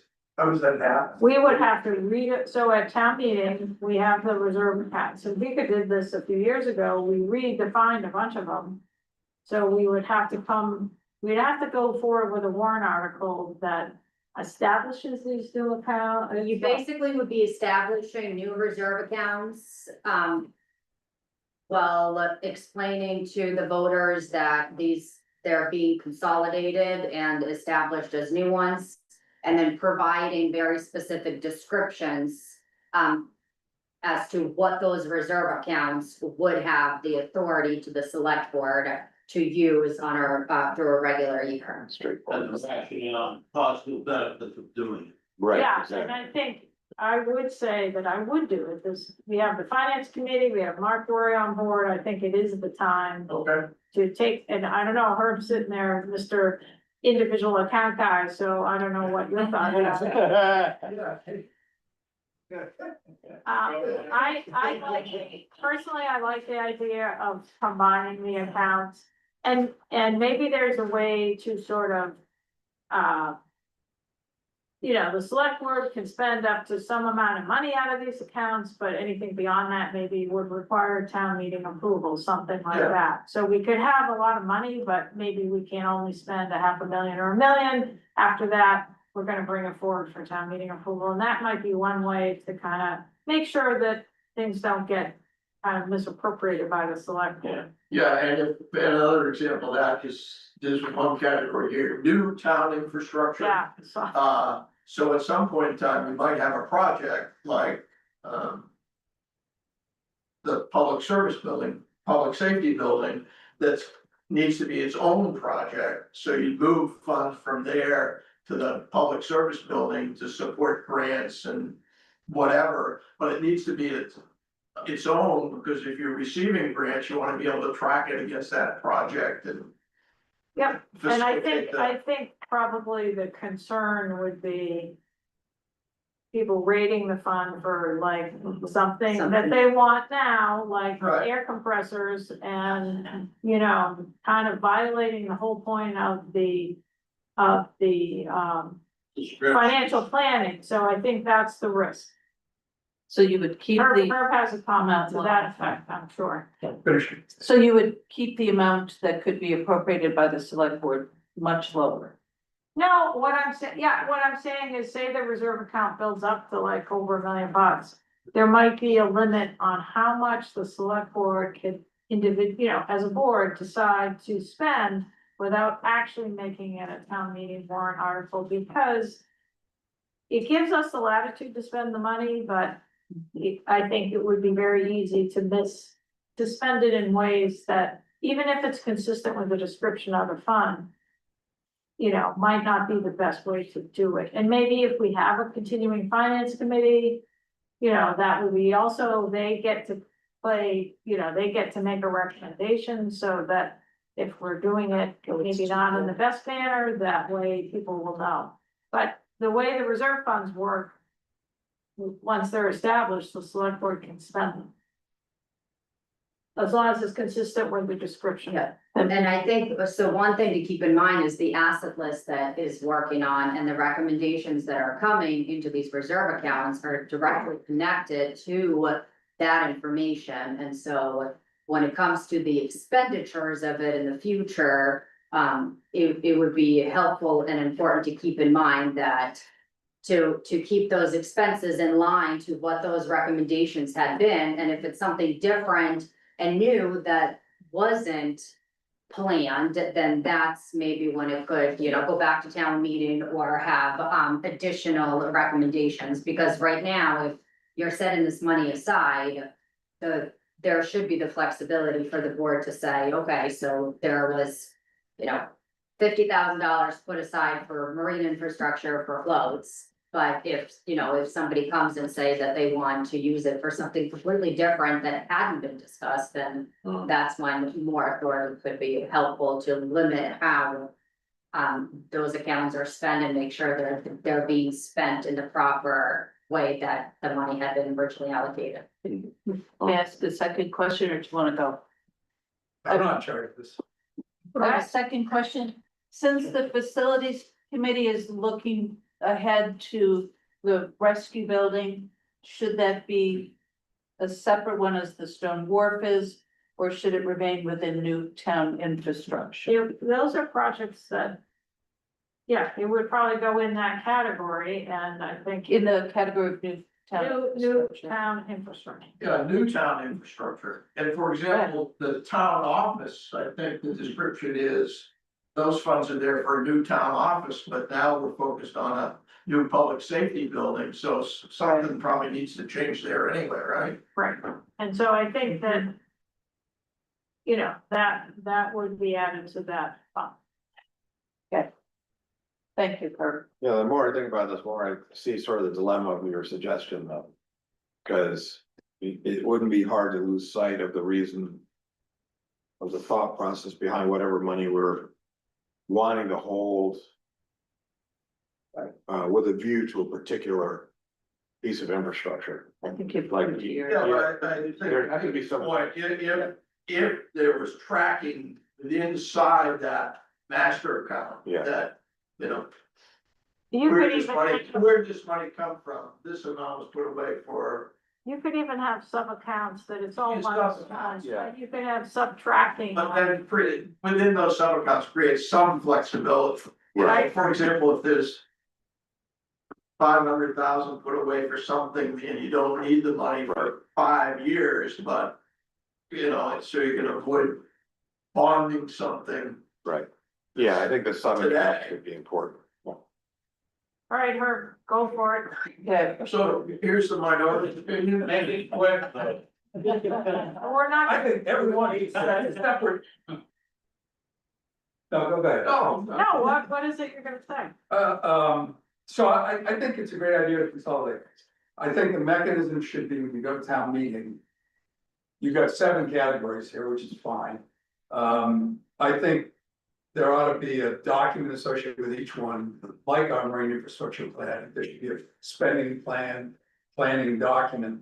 For each one that somebody's responsible for maintaining and working. To be able to put this kind of guidance on there. You can certainly put in place things like we do for the departmental things, you could say, you can. Spend up to 10% out of any one of these sub accounts, as long as the whole thing doesn't change or minimums don't change. I think minimum amounts should be included in that for either the sub accounts or the major accounts. When you say minimum amounts, what do you mean? I think Minimum So that- amounts so that- to keep in there? if you have, yeah, if. It makes sense if there's something that's important enough to be in there. That there needs to be a placeholder or not a go Okay. away. Of a minimum amount that needs to be in there. In case you have the opportunity to use it for that. And so you don't necessarily want to rob it. You guys have said all this in the last few minutes. What I'm suggesting is that you find a way to document it. And I think what I've seen, like Yarmouth and other towns do, is they have a capital plan, a narrative plan. That outlines exactly those steps. Yeah, So that's the way, I wouldn't do like one for each account, I'd make it in a plan that captures those accounts. And, it would have to be updated each year to kind of, reflect the changes in addition. my point is just that it needs to be documented pretty clearly. I think, Before you bring it to town. I think that would be the way you do it though, and I think your town budget report has a section on capital and they kind of go through, a lot of towns. Oh, I know that. So I think that would be one way, and then I think sort of clearly. I guess I'm okay with the minimum amount, but. The point was to have the flexibility, I don't know. Have some flexibility, it's balanced. You don't Yeah, get- but you don't get all the guess- flexibility you want necessarily, Yeah, because these are public funds that are raised for a purpose. And if you Yeah. come to the town and say you want a new fire truck, but you take that fire truck money and spend it on air packs. That's, I think I think it should be, there should be a little flexibility. In the hands of the people that have been elected, appointed to kind of manage these finances, and I think Great. my sense is the populace is okay with that. Right, it's just, I think what you're saying, and I have to agree with you, is that we have to put some limits on the flexibility. In other words, we want to optimize the flexibility while limiting the flexibility. And we have to figure out what those Right. price points are. right, And and at least a rationality, Right. like let's not be, too loose with these funds, they're public funds, they're not yours. Right. Question, can you discuss why the concept of new infrastructure or new assets seems a little cumbersome to work with, like when it stops being a new asset, you move it to somewhere else? And how does that? So I was looking at that as where are the funds for the next large project? For whatever you need for the next large project. Let's say the public service building. As opposed to its own account. The next large new project. Yeah, the new project. Stone Wharf's not a new project, but it's the next large project. Okay, the second, we'll do the large project. It just seems a little cumbersome. Yeah, okay. I'm not sure I understand the need for it, like. Well, for example, 9031. Whatever the description of that is like for a new office building. But we need funds to perhaps at some point for the new public service building. So Right. what's the category that Non-marine, allows work? non-marine infrastructure. It's non-marine infrastructure. The fact that it's new. So you wanna put those in with. We can talk about this. Yeah, okay, it doesn't need to be part of, you're saying Just existing versus new, okay. And I think tracking sort of the sub accounts, like, which are now separate accounts, is one way to kind of try to accomplish the goals of sort of putting restrictions on it. Yeah. And so I think doing it, and I guess I would agree with that, as, the town office could be in the, non-marine infrastructure account. And Yeah, I think we can look at this and maybe refine it a little bit. We don't, since it's almost 11:30, I didn't wanna make people hang longer. I think, is there a consensus that consolidating the accounts is a good idea? Yes. You know, we're trying to strike a balance. This is just the first talk at it, and it needs a lot of discussion. Yeah. You can go from one, you get a one great big thing that we just used everything for. Obviously can't do that.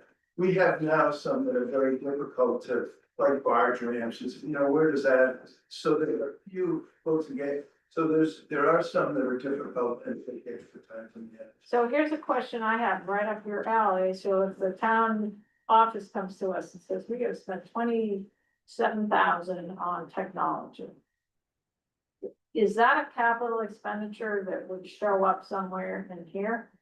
27,000? Say it's over the capital threshold, they wanna spend a ton of money on some technology upgrade that's not a physical. Or the same way we think of physical stuff. What's the useful life? Ooh, that's a good question. So it might be But what if less it was than approved? 25, so it would be, that would be an operational thing. Okay, don't know. I'm just asking. That's, So, Yeah. back to what I was saying. Yeah. So as far as the bandwidth, it feels to me like this needs more discussion than we have bandwidth for before the town meeting. no, No? I think we should do it. The consolidation, Yeah, What is I everyone? think it's a great idea to utilize AI.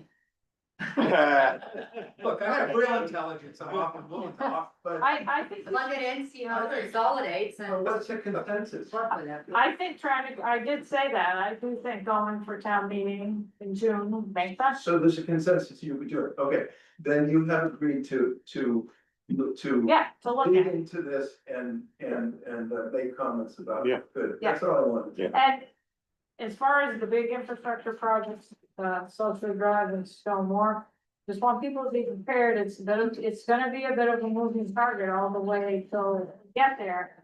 And so we gotta be, willing to kind of make some adjustments, might be April. And so I just wanna let people know that. And that's not typically how we've done. I mean, we haven't had some real life projects that are kind of changing in real time that we have to make changes for. We usually, as John said, we do the regular budget, then we kind of figure out what we can afford to do for the capital. Yeah. This is a reverse, plus we have some numbers changing as we're going. The great thing is that you guys put together these tools that. Yeah. Plug some numbers in and makes the end result. That process needs to continue and be refined, how you fill out the capital request forms, how people update the assets. So before we leave, I just want to make sure, since we don't have like somebody here taking minutes, I want to make sure we've got sort of what the outcome of this meeting is. I'm gonna, generate, minutes from this meeting. Okay, great. You mean like AI minutes? Yeah, okay, but just so I know. I want the information. Right, so we're gonna get back to the finance committee with a refined, what I think of as the large infrastructure projects, particularly South Shore Drive and Stonemore. And that's gonna, I have to have a conversation with the engineer on that. And then, I think the select board's gonna look at this, and Vika's gonna do some AI whiz, and we're gonna look at this consolidation of the reserve accounts. Some smaller group is gonna meet with the fire department to kind of, and that goal there is prioritization of their requests. And maybe instead of like 100,000, is there really a number that we can assign to that?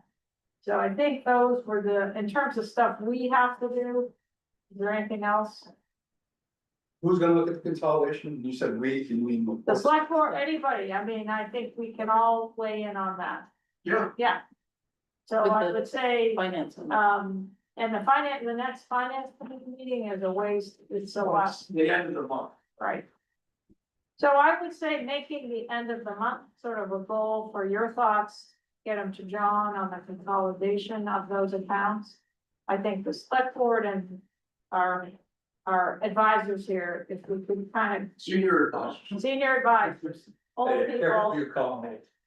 you know, trying to make that, and then also, I think by then, maybe we can have nailed down the fire department and also nail down better these estimates. And also, oh, I know what it was the golf, I'll take on also the golf course. You know, if it is, that's in or out. And then by the time you guys get back, or you get back, so the next finance committee meeting, one thing I will be looking for is, or you can do it sooner, is a letter from the finance committee supporting our grant application. Saying that, you know, we've been really looking closely at the numbers. We're looking at having the bond a lot. We don't even know what the mainland side's gonna require. Basically, a plea for money. But backed up by the fact that we've really done much better analysis than we have done in the past. So I think you guys. You need that one? Well, the grant application is due the first week of March, but, and you could probably prepare it now, really. I can send you the grant and we can talk about it, just you and I. You want that from And us? then I think coastal waters, what we need is we need justification that it's working waterfront from the commercial fishermen of the island, so that it is, I mean, it's essential, but I need them to kind of take ownership for that. Because we barely meet the criteria, really. I hate to say it, but we Because just, the numbers. yeah, we're not landing product there, we don't have a lot of commercial fishermen in general. And don't get in, I will come to that meeting, I think Vic and I have a couple things to go on the agenda, but I think maybe getting those letters, your meeting's the 24th. So maybe trying to get them by the end of the month would be sufficient. But I think by showing that the stakeholders in the community need the money, want the money, are on board with the project, so it isn't just the town submitting it, it's, town being Vika, it's helpful, and she's already done the schmoozing that day, so. And what project did you want the letter from us for? Say that again, What project? What's the letter from? that's for the application for the working waterfront infrastructure grant for Stonepier. So, We actually can apply for more than one project, we can submit multiple applications, we haven't really talked about that. Not sure I wanna do it for that one, there is another one, there's a more general infrastructure grant project coming the next month. And we might wanna apply for South Shore Drive for that. That one strangely has more money, the threshold is 3 million. So anyway, there's two big, and this will probably be it for a while, so we wanna do our best to try to get some of this money.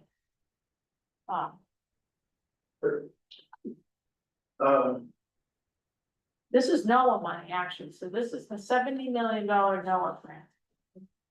And it's pretty competitive. Maine has $17 million that they'll have, and it's up to $2 million with a 5% match, and they're expecting around 100 applicants. So we're gonna ask for probably all of them, we might not get it. So, but I think we're pretty well positioned from the sounds of it, and it, so I think it's our best bet. Okay, so we covered the agenda. I think Chip had a couple of things he wanted to share. So you can, we did bring some blueberry cake if you wanna stand up and you can have a well, coffee. that's what I suggest, get your food and then come and sit around and look up here. Can I shut the Zoom off? Are you good with that? Yeah.